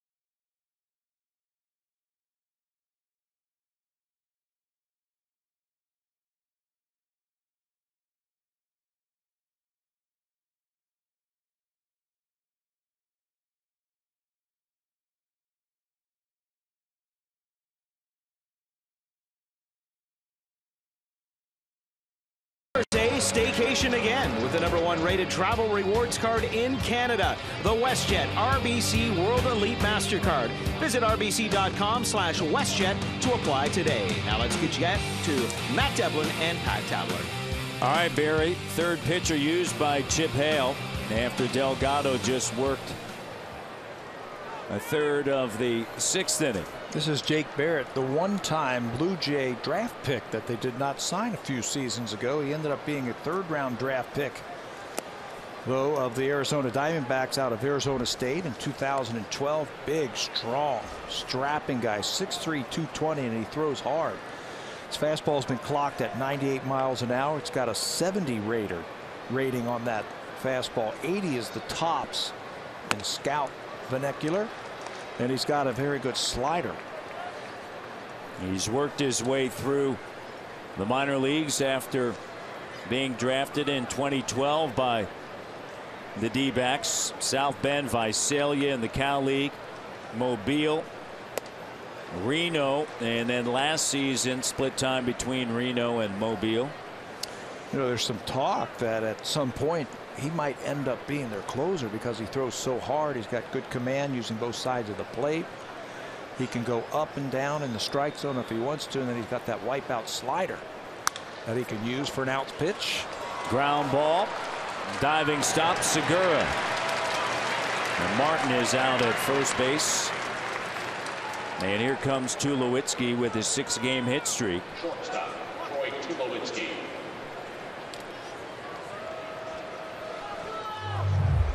Pretty good play. This is where Russell takes that breaking ball. It looks like he's going to sneak it through, but Segura, that's why we talked about him. He's made 3 or 4 plays this afternoon. Highlight reel type of plays. Throws from the outfield to get Junior Lake at 3rd. Tulowitzki in the air to right field. Drifting back is the right fielder Tomas. He's able to circle it and get underneath it, and there are 2 away here in the top half of the 7th inning. That's going to bring up Kevin Pillar. Pillar 1 for 3 and an RBI.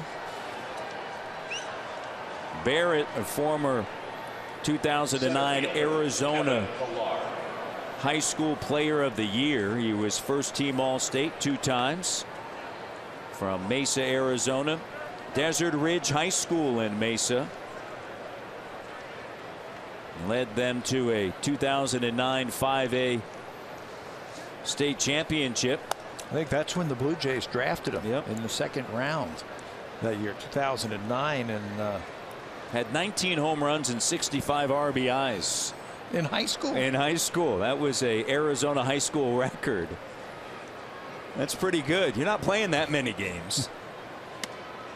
And he pours in a strike. And he can pitch. Yeah. No wonder he was such a high draft pick by the Blue Jays. Unfortunately, they were not able to sign him.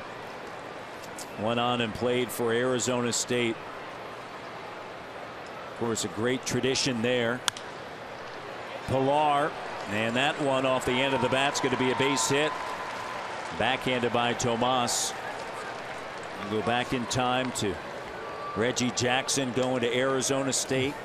Rick Monday. Right fielder. Keep going. Yeah, Bob Horner. I mean, the list goes on and on and on.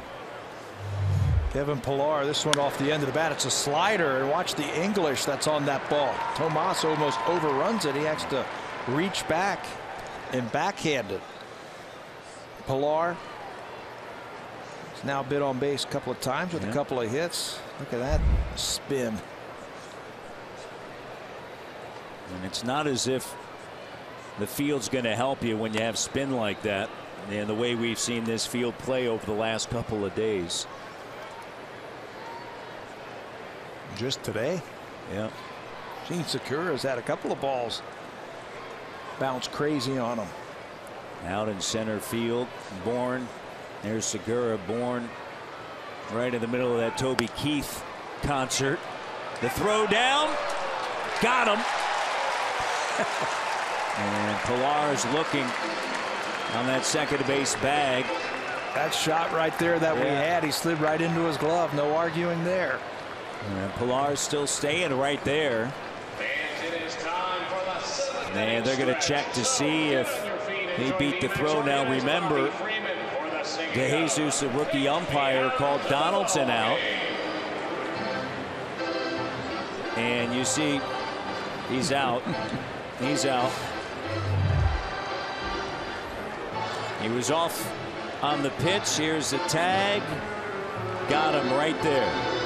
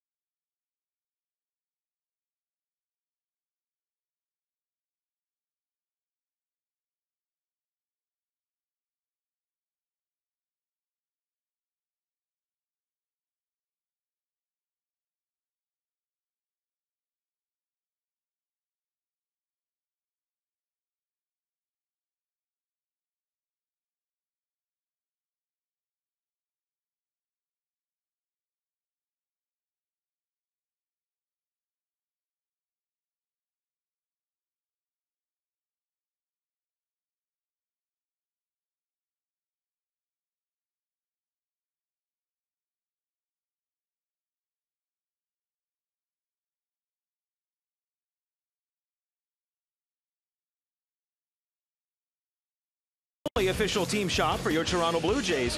New 2016 authentic jersey with 40th season sleeve patches now available. Get yours today at jshop.ca. I wonder if you get the Kevin Pilar jersey if it comes with the grass and dirt stains already in it. You pay extra for that. Pilar was caught stealing. Stroman out here in the bottom of the 7th inning. There's Kevin. He's 2 for 4. Still thinks he was safe.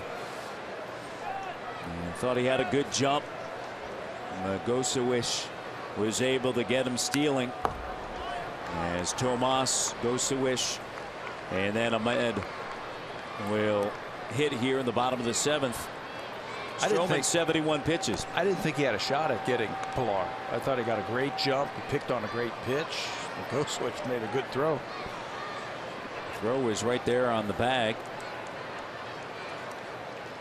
Stroman, after working 4 2/3 innings in his first outing after the break, has really been dialed in here. He's retired, Tabby, 10 of the last 11. And has been very efficient. You know, he's been able to get through some of those innings in single-digit pitches. 7 in the 2nd, 7 more in the 4th inning. That'll help him as he gets towards the back end of this ball game. Here's the 0-2 on its way.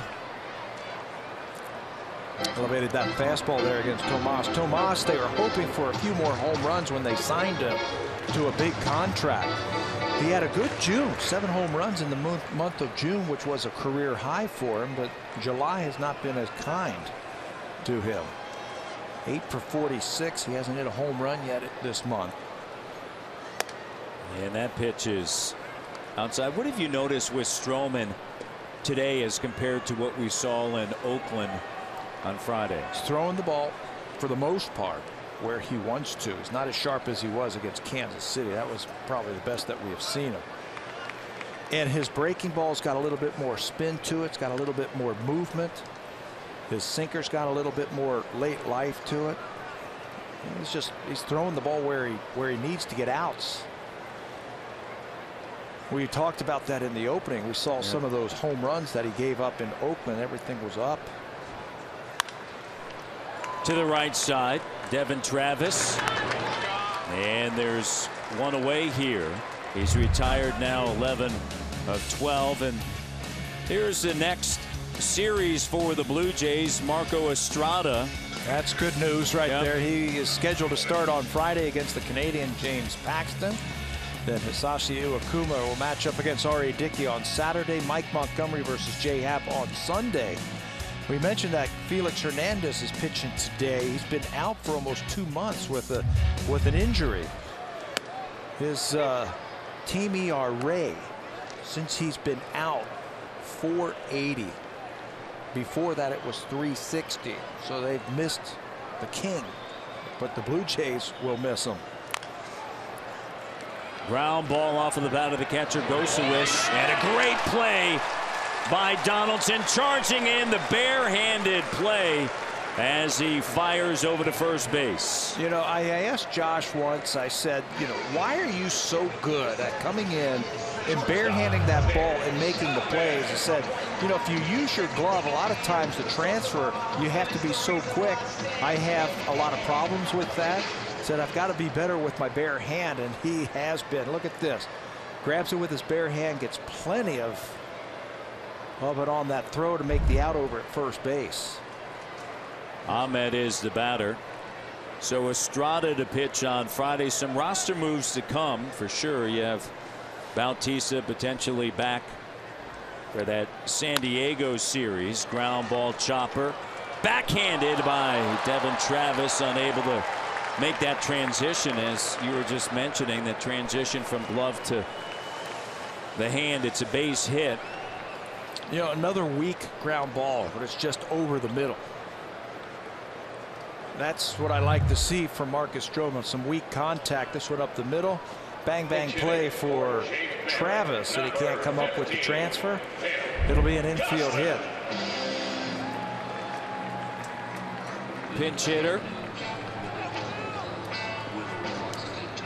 Phil Goslin will pinch hit for Jake Barrett. Goslin, you see the numbers.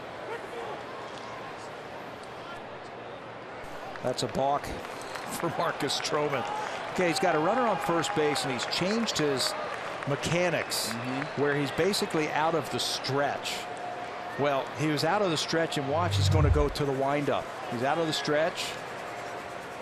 That's 2 starts. That's a balk. Yep. And he knows it too. You can see him laughing and point to himself that that's my fault. Runner in scoring position for Goslin, and he looks at a strike.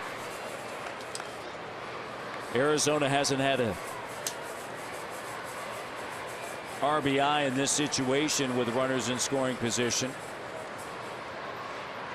in this series. We talked about the roster moves to come, and the pitch is outside. John Gibbons was talking about that. You have Estrada, then Bautista and Goins and Franklin Morales. Yeah. They have to make a decision today, I believe, on Franklin Morales. Bring him to the big leagues or let him go. And Gibby said he's going to put Bautista right back to the top of the order in the lineup when he comes back. Count 2-1. Where else would you put him?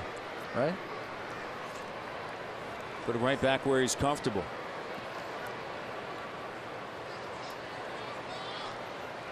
Goslin, the pinch hitter here.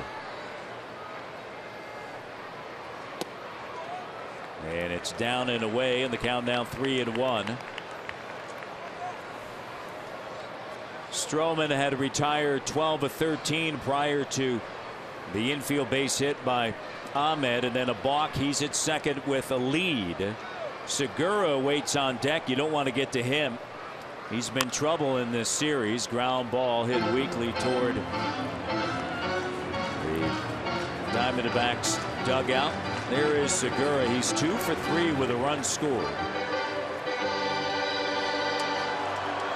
Hitting over 300. 37 runs driven in that leadoff spot.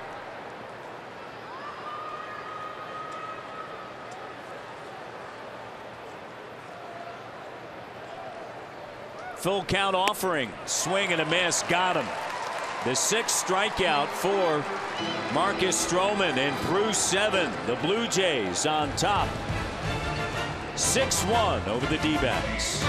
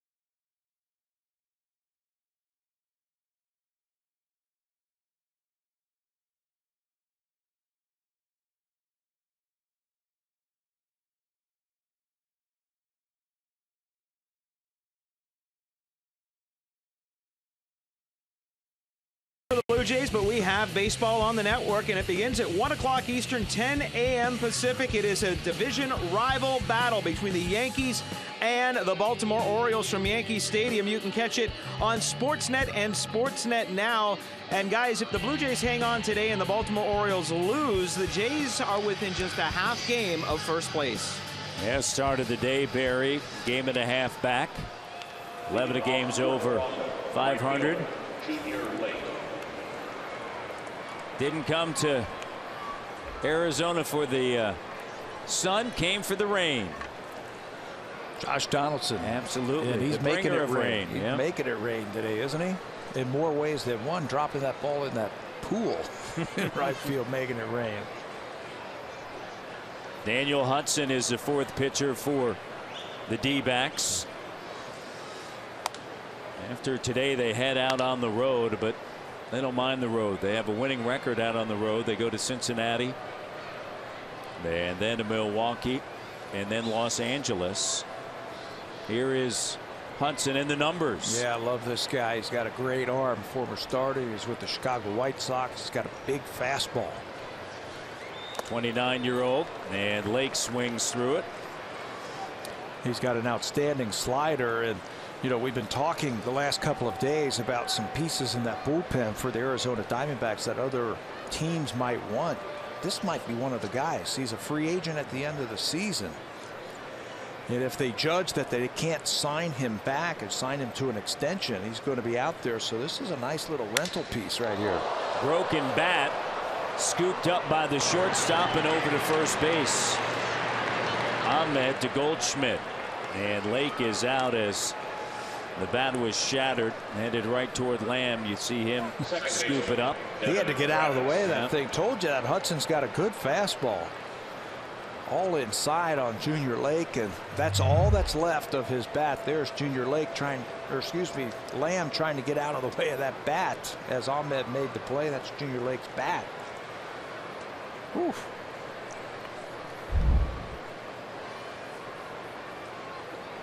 Hudson, the longest tenured member of the D-backs. He's in his 5th full season here in Arizona. Travis is the batter. Devin Travis moved down in the order because he's been scuffling a little bit against left-handers, hitting 180 coming in, but 2 for 3 with 2 doubles against Corbin. And where's he hitting? In the 8th spot? 8th spot. And what does he hit in the 8th spot? It's big numbers. Big numbers.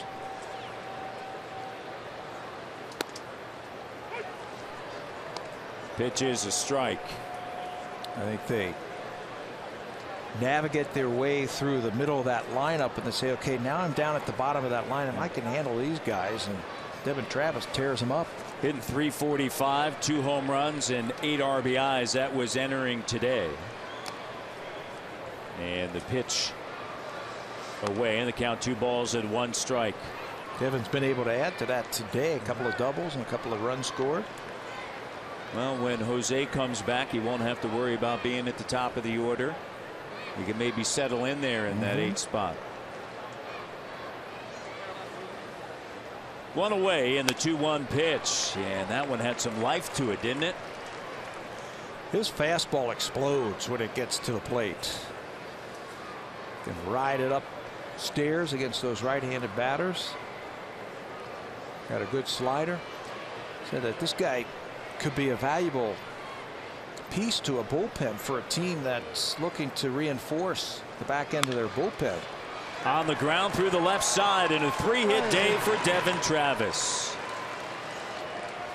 Well, Hudson became the 4th pitcher in history to have elbow ligament replacement surgery in consecutive years and then return to the majors. Pitcher Marcus Stroman. As you mentioned, he was a starter, and then after the injuries and the surgery, the 2 surgeries to his right elbow, now works out of the pen. Last season he made 64 appearances. Here's Stroman with a 1 away. He's going to square to bunt, and this one back toward the mound. A play at second, and it goes into center field. Stroman, how about Stroman hustling as Travis is at third, and Stroman didn't stop rounding first. Blazing speed into second. You know, when a team is sacrificing and they're giving yourself a run or an out, you better get an out. That was called by the catcher. You could hear him say 2. This was going to be a bang bang play. Got to come up, throw a strike. Even if he did, that was going to be close. Hudson throws it away. But how about Marcus Stroman hustling? He's cruising, sees the ball into the outfield, and then turns on the Jets. Watch this slide at second base. Woohoo! Stand up. Yeah. Infield in a 6-1 game. Runners in scoring position for Barney, and 1 away. Twisting foul down the right field line. Barney singled and scored in the top of the 1st inning. Got a 2-run home run off the bat of Donaldson. A sac fly RBI in the 2nd.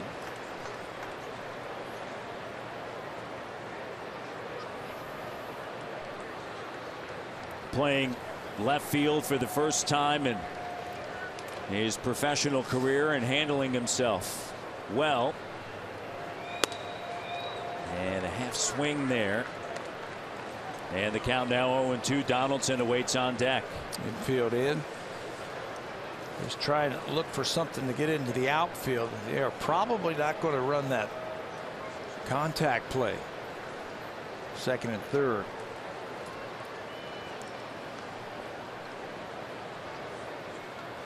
Infield in. This one corked deep into center field. Long run for Bourne. And this one is off of the wall. One run is in. Travis Stroman is going to score. Sliding into third with a triple is Barney. Drives it deep to center field, and a triple and a pair of RBIs as the Blue Jays open this one up here in the top of the 8th. Drive of the game brought to you by the all-new Civic, the 2016 North American Car of the Year. Well, it's got to be Josh Donaldson with this blast in the first inning. Leans on that pitch on the outside part of the plate and splashes down into the pool in right field. 2 runs for the Blue Jays. Josh Donaldson's 24th home run. This afternoon's drive of the game for the Blue Jays. Got another chance to drive in another run.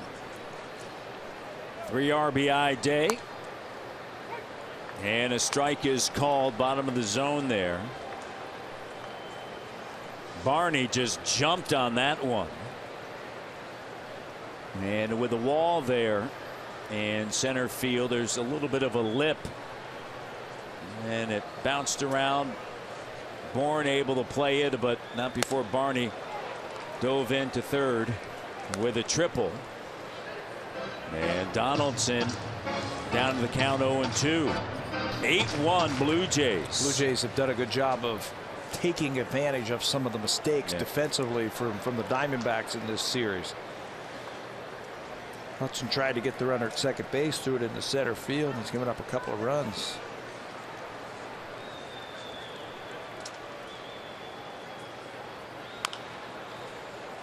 Fouled off into the dugout of the D-backs.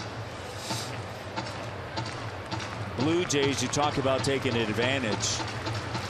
They're 5 for 10 today with runners in scoring position. They haven't let up at all. And against Arizona in this series, they're 5 for 7 with runners in scoring position. The 0-2, it's in the dirt. And Hudson makes you look pretty good. Yeah, when you hit with runners in scoring position. That was the problem they had the first 2 nights in Oakland when they lost those 2 ball games. Just couldn't come up with the big base hit. Well, today we've got a big hit from Tulowitzki, a big one from Barney, big one from Pilar, all with 2 outs. Pitch is high. Only 1 out here, and the count now 2-2. Donaldson was down in the count. He's worked it even. And Hudson trying to get himself out of this one.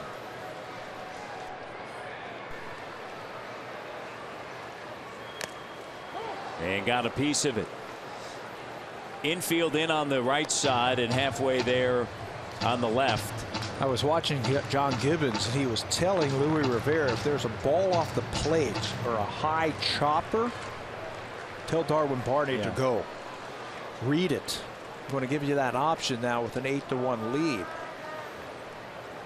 We've seen a couple of balls bounce high off the plate in this series. Hard infield. 2 balls, 2 strikes. And the count now runs full as that one dives down and in. Otherwise, you are probably making any other ground ball go through. You've got another RBI man on deck. You don't want to run into an out. But if you got a high chopper, you can read it, go ahead and score. Edwin patiently awaits. The 3-2. This one hit high in the air, back of the second base bag, shallow center field. Ahmed's underneath it, and there are 2 down. Donaldson, 2 for 4 now with 2 runs scored, 3 RBIs as Edwin makes his way into the batter's box. 2 runs have scored here in the 8th inning. 8-1 Blue Jays, and a rare hitless game thus far here at Chase Field for Edwin Encarnacion. And he's had some good pitches to drive, and he's just missed them. He's missed them. He's popped them up, and he's got a guy who likes to use his fastball right here. Hudson to the plate, and that one misses in. And Edwin likes that fastball. And Dave's talking about pitchers here and the relievers. Dave Stewart saying yesterday that they want to be busy at the trade deadline. Be interesting to see what they decide to do here, as that one misses in tight. They got a long way to go, and it's not so much about this season for them, but it's going to be about trying to get back on track next year for the D-backs. Well, there's plenty of scouts here. The last 2 days that we have seen to look at some of these relievers that they have. Well, we saw a ton of scouts as well in Oakland when Rich Hill was on the mound. He only lasted 5 pitches because of the blister. And that was on Sunday. The White Sox are here. All kind of scouts taking a look at these 2 teams. The 2-1. This one corked deep to left field and gone. Way gone. No doubt about it, gone.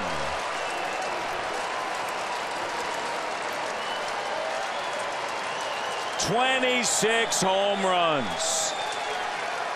86 RBIs. And that might have been the farthest one that we have seen him hit in this ballpark. It's a good matchup. Fastball pitcher, a hitter who loves the fastball, and he drops some head on that one. Woo. Everybody's digging the long ball today. I mean, that one, watch this vicious swing here, just unloads. And I'll tell you, he got all of it. Watch it into the second deck. Wow. That is a long way out there.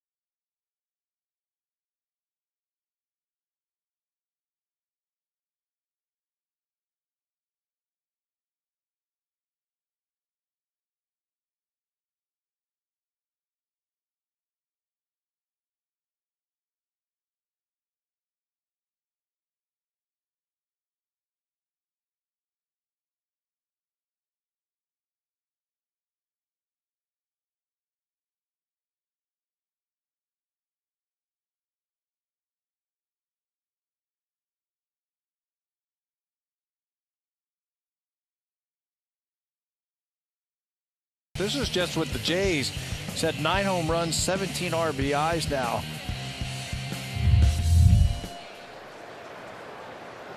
Clementer is the pitcher. 10 home runs overall. Hit one here before he became a Blue Jay. Josh Colmenter now will become the 4th reliever of the afternoon for the Arizona Diamondbacks in 13 games. He's got an ERA of about 5.5. Doesn't really overpower you with the fastball. He's got a good changeup. Trying to slow down the Blue Jays. It's hard to do that in this ballpark. 5 runs yesterday, 10 today.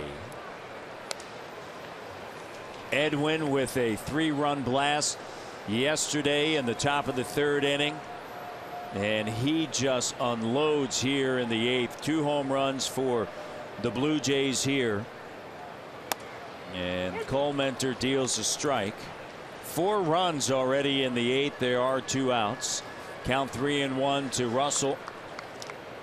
0 for 4 with a run scored. Reach base on a fielder's choice in the 5th. And the 3-1 pitch. Big swing and a miss.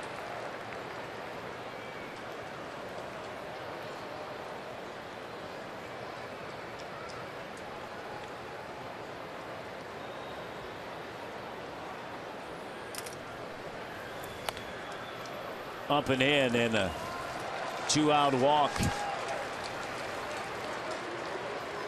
Here comes Tulowitzki. He's had a 2-hit day.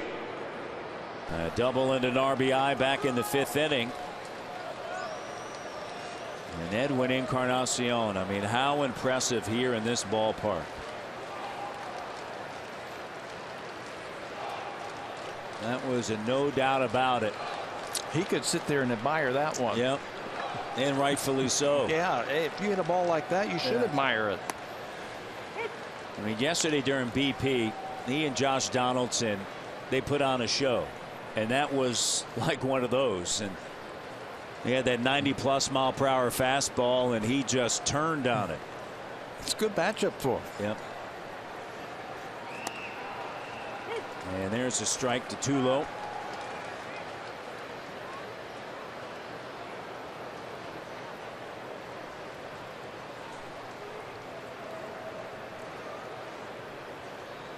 Tulowitzki awaits.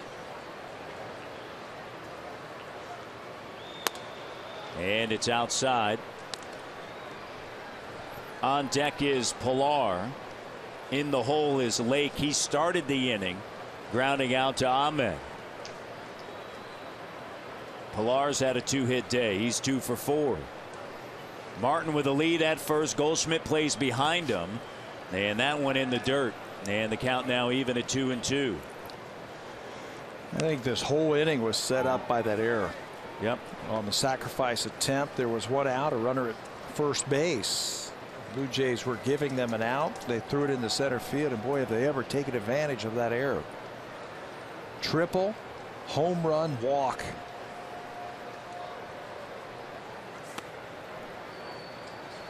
Count now runs full. The error on the pitcher, Hudson. And Travis was able to get to third base, and then Stroman did not stop around that first base bag. And then Barney, as you mentioned, with that triple off of the center field wall. And the 3-2 got him. And Tulowitzki doesn't like the call. That's going to end the 8th inning. He thought it was in tight.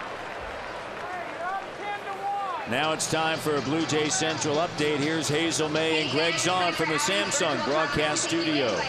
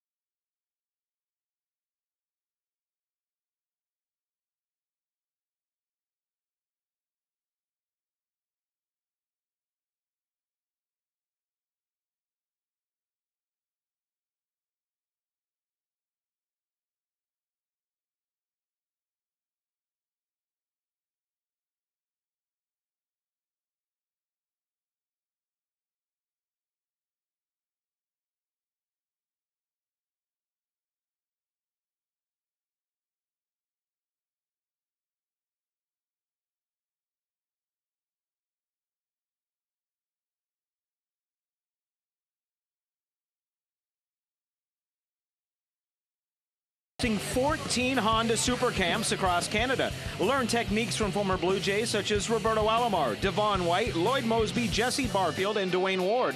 Register now at bluejays.com/camps. And guys, we just got the word that Edwin's home run was a projected 471 feet. That's the longest Blue Jays home run this year by 15 feet. And the exit velocity, 112.2 miles per hour. That's the second hardest. How's that for a loud, hard home run? It was a no-doubter. I mean, it was a big-time cut. 471 feet. It's 10-1. Here's Stroman working into the 8th. It's going to be Segura, Bourne, and Goldschmidt. No walks for Marcus. 1 earned run, 6 strikeouts, just 85 pitches as he gets ready for the 8th inning. And with his trip around the bases, I think John Gibbons isn't going to take anything for granted here. Yeah. He's got some action going up in the bullpen just in case. You know, you were talking about that home run by Edwin just now. I've hit a ball like that. It's a golf ball that far and that hard. I teed it up one day. Yeah. But was it down the middle of the fairway, or did it leak a little bit? It went probably just like that ball right there, probably to the left a little bit. Boy, that was a thing of beauty. Hey, you know, he was just looking dead red there, and he had missed one in the 3rd, in the 5th, upset with himself in the 6th. As you see the bullpen working, Schultz and Loop. They have fouled off to the right side for Segura. He's been a tough out, 2 for 3.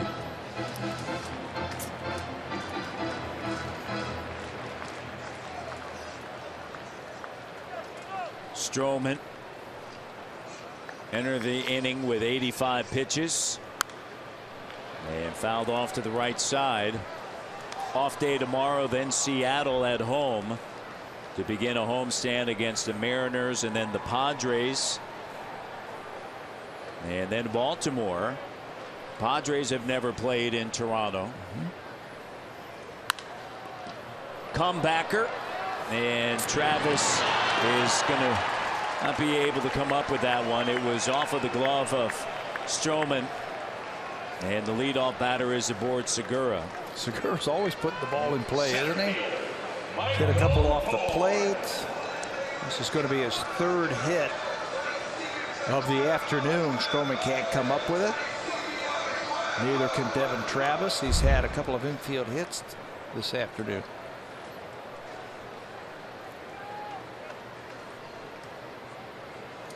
That home run by Edwin is tied for the 3rd longest home run in the majors this year. The 471.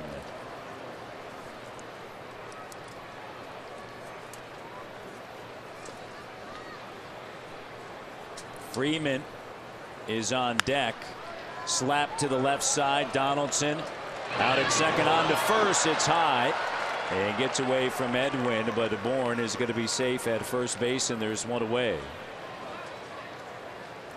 Tough to double up Michael Bourne, especially Devin Travis was playing to pull against the left-hander.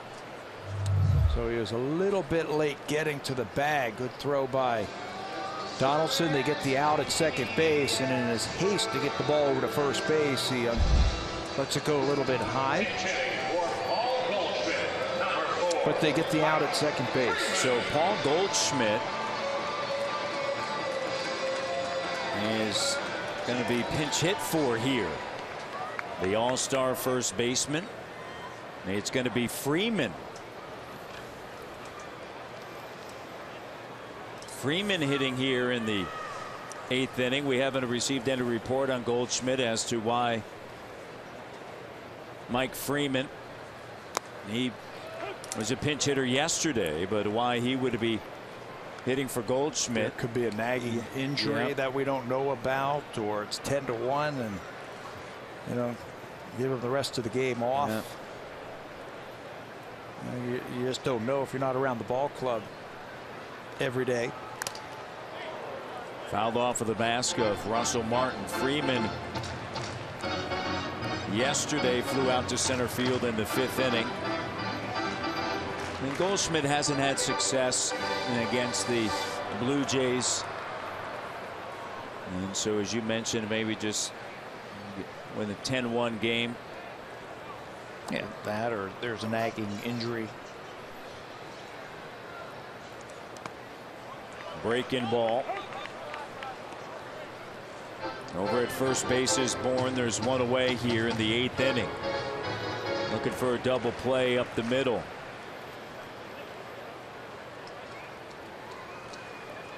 Bourne's going to take a lead over at first base as Edwin plays behind him. Stroman. And that pitch misses outside at the count of 3-1. Bullpen continues to work for the Blue Jays here in the bottom half of the 8th inning.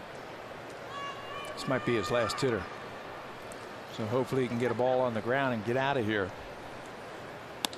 And that one is a strike. And the count now full.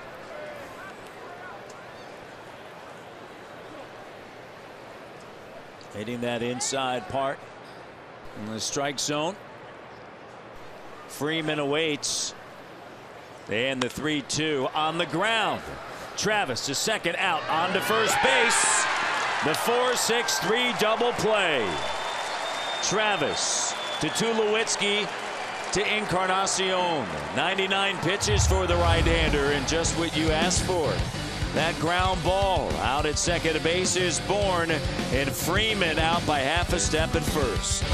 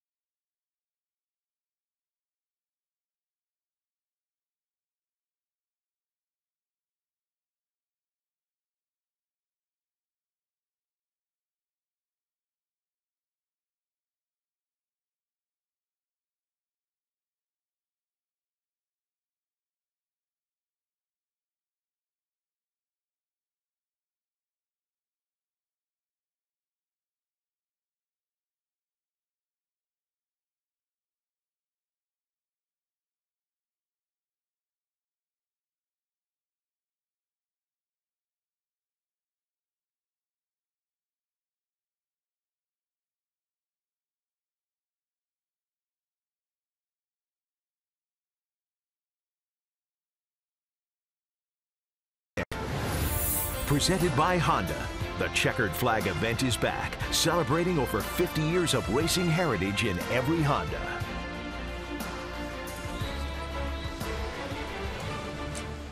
Freeman, the pinch hitter for Paul Goldschmidt, takes over in left field, and with that, Drury, the left fielder, moves over to first base. Brandon Drury, who is an infielder, takes over at first base. And Pilar is the batter, then Lake and Travis. If anyone gets on, more than likely a pinch hitter for Marcus Stroman. And a breaking ball hit high in the air to shallow right center field, and Segura hustling out, and he'll pocket that one for the first out here in the top of the 9th inning. Blue Jays and Diamondbacks split the games in Toronto earlier this season. Right fielder Junior Lake. Coming into the series, they had played 14 games, 7-7. Yep. So the Blue Jays look like they're on their way to a 2-game sweep. Looks like Justin Smoke is going to be the pinch hitter of choice if they can reach the pitcher spot.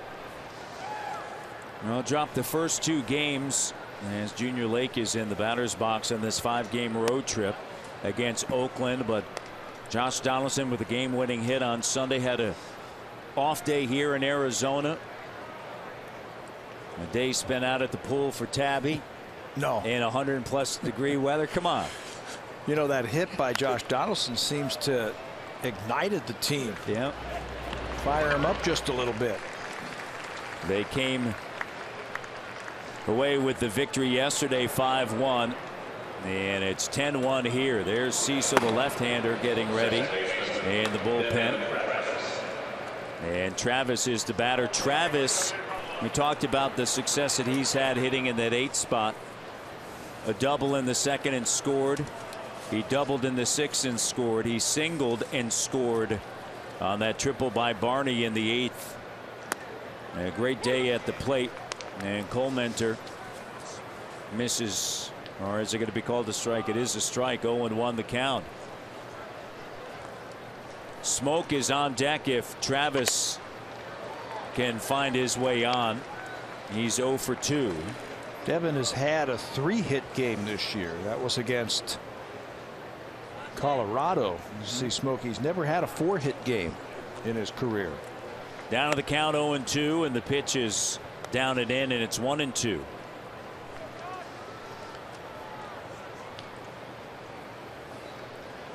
Three for 4 on the day with a pair of doubles. The 1-2 pitch is up in the zone, lays off of it, and the count now 2 balls and 2 strikes.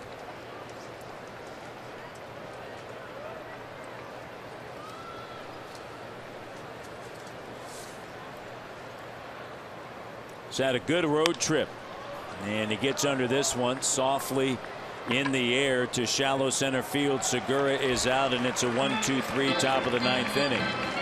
To the bottom of the 9th inning we go. Lamb, Drury, and Tomas due up for the Diamondbacks as the Blue Jays go for the sweep here in Arizona.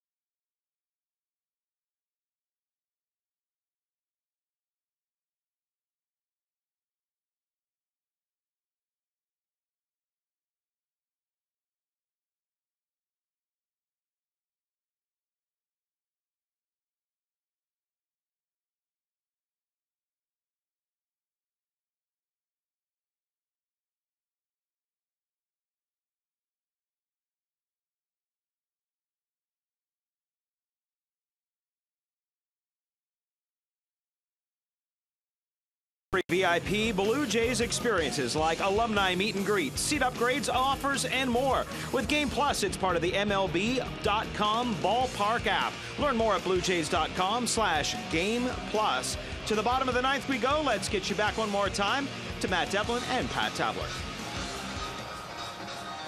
All right, Barry. Brett Cecil is on. Brett needs some work here. He last worked on the 17th. Here are his numbers. Just 15 2/3 innings this season for Cecil. He's still striking out a lot of batters. 8 of them in 9 innings, 14 on the season, 4 walks. Justin Smoke has entered the ball game. He will take over for Edward Encarnacion over at first base. Defensive change for the Blue Jays.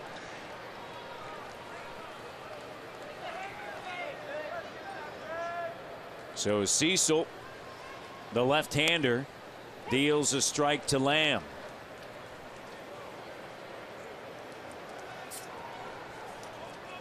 Blue Jays 3 outs away from sweeping Arizona in this 2-game set, and that one just off the plate, and winning their 3rd game in a row and finishing this road trip with a record of 3-2 after starting 0-2. Brett last worked 3 days ago in Oakland. Gave up a hit to Jed Lowry, a strikeout, then a double play ball. When he's got that breaking ball spinning like that, he can be tough on lefties. He's become unpredictable too with it. He can throw it when he's ahead in the count. He can throw it when he's behind in the count.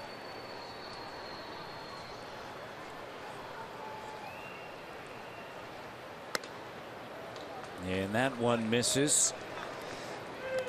Tell you what, count of 2 balls and 2 strikes. Didn't miss by much. Up and away fastball. You can see it might have caught the corner. He'll get that breaking ball now. Struck him out. Lamb hitless in this series, and let's check in with Tim and Sid and what's on deck.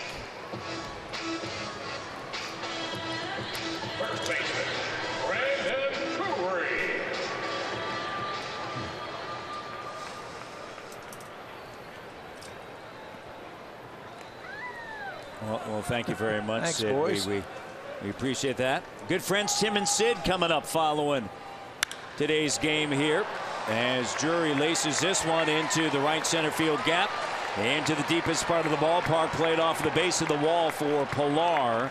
And Drury is there at second base with a stand-up double. Right fielder, and so a 1-out double, and here's Tomas. 18th double of the season for Drury, just like in yesterday's ball game. Struck out his first 2 times up and then laced the ball into the gap in right center field. Blue Jays in this series, a 2-game set, really did an excellent job against Goldschmidt and Lamb. The heart of the lineup. Yeah. Their 2 best hitters really shut them down. Hitless in the game yesterday, and then Goldschmidt with a single in the 3rd. You know what else they've done? This is what, 18 innings now?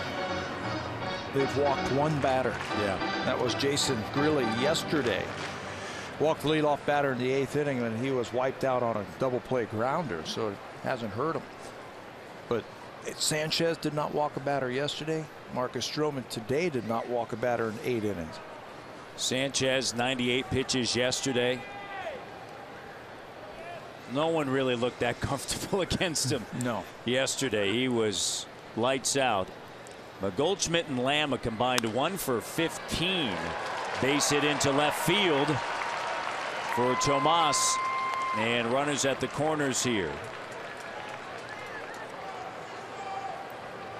And so Tomas puts Drury at third base with that single into left field. Here's a line for the right-hander Marcus Stroman. 99 pitches, got him through 8 innings this afternoon. He did give up 8 hits, but just 1 earned run for Stroman. That was in the 1st inning. An error helped him score that run. No walks. There it is right there, and 6 strikeouts. He didn't get going, I think, until he hit in the 2nd inning, when he tagged up at first base and advanced to second base with that head first slide. Got a little dirt on his uniform. Felt like he was in the ball game, and he was on cruise control from then on. Absolutely. Laid down a sac bunt.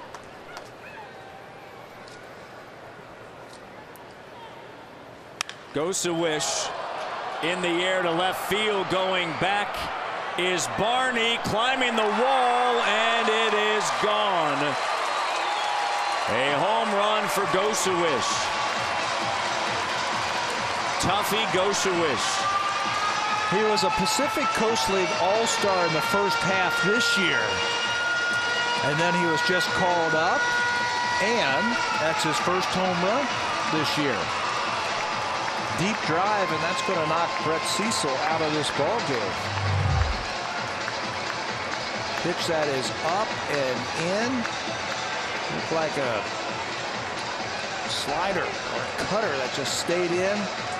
Hits it a long way down that left field line. First home runs, first RBIs of the season for Goshawich. Goshawich is out of the game. His given name, James Benjamin Goshawich. His father gave him the nickname of Tuffy because as a baby in the crib, his dad said he was always trying to get out of it and he was a little bit tough in there. Well, he just hit a 3-run home run. And we'll be back with a new pitcher after this.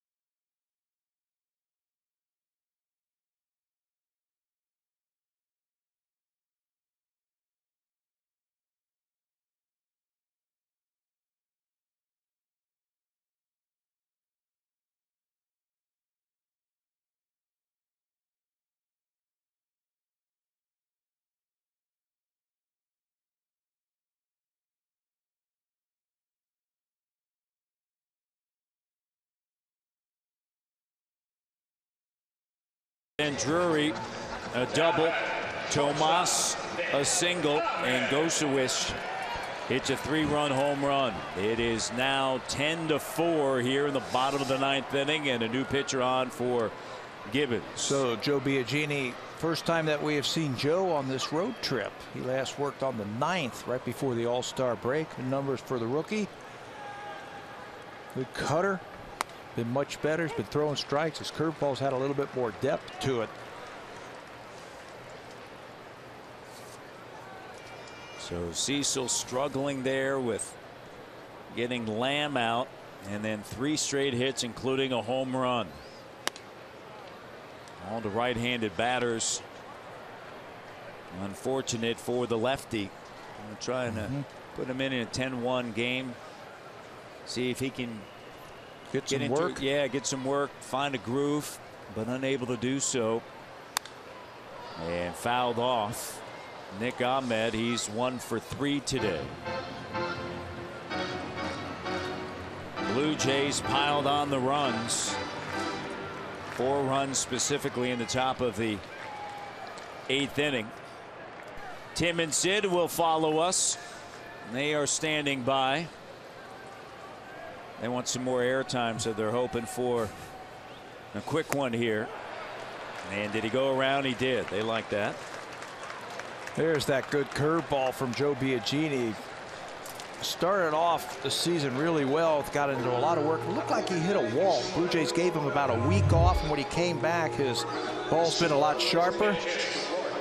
Ahmed went around, obviously, on that check swing attempt. Joe Biagini picks up his first strikeout of the road trip. Ricky Weeks is the batter. Pinch hitter.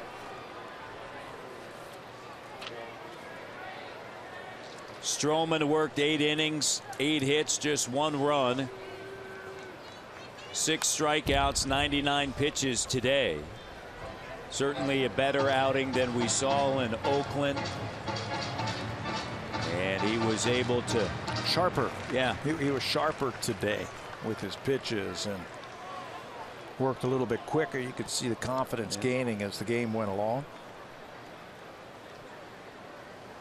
That's coming off of an outing when he allowed a career high 3 home runs and looked a lot sharper, as you mentioned. Pitch off the outside corner. It's 1-1.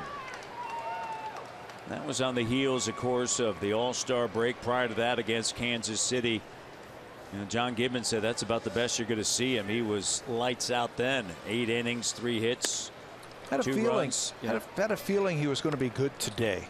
Pete Walker was talking about how his side session in Oakland went, that it went really well after his start. And everybody thought that he'd be a little bit crisper, a little bit sharper than he was. Biagini misses there.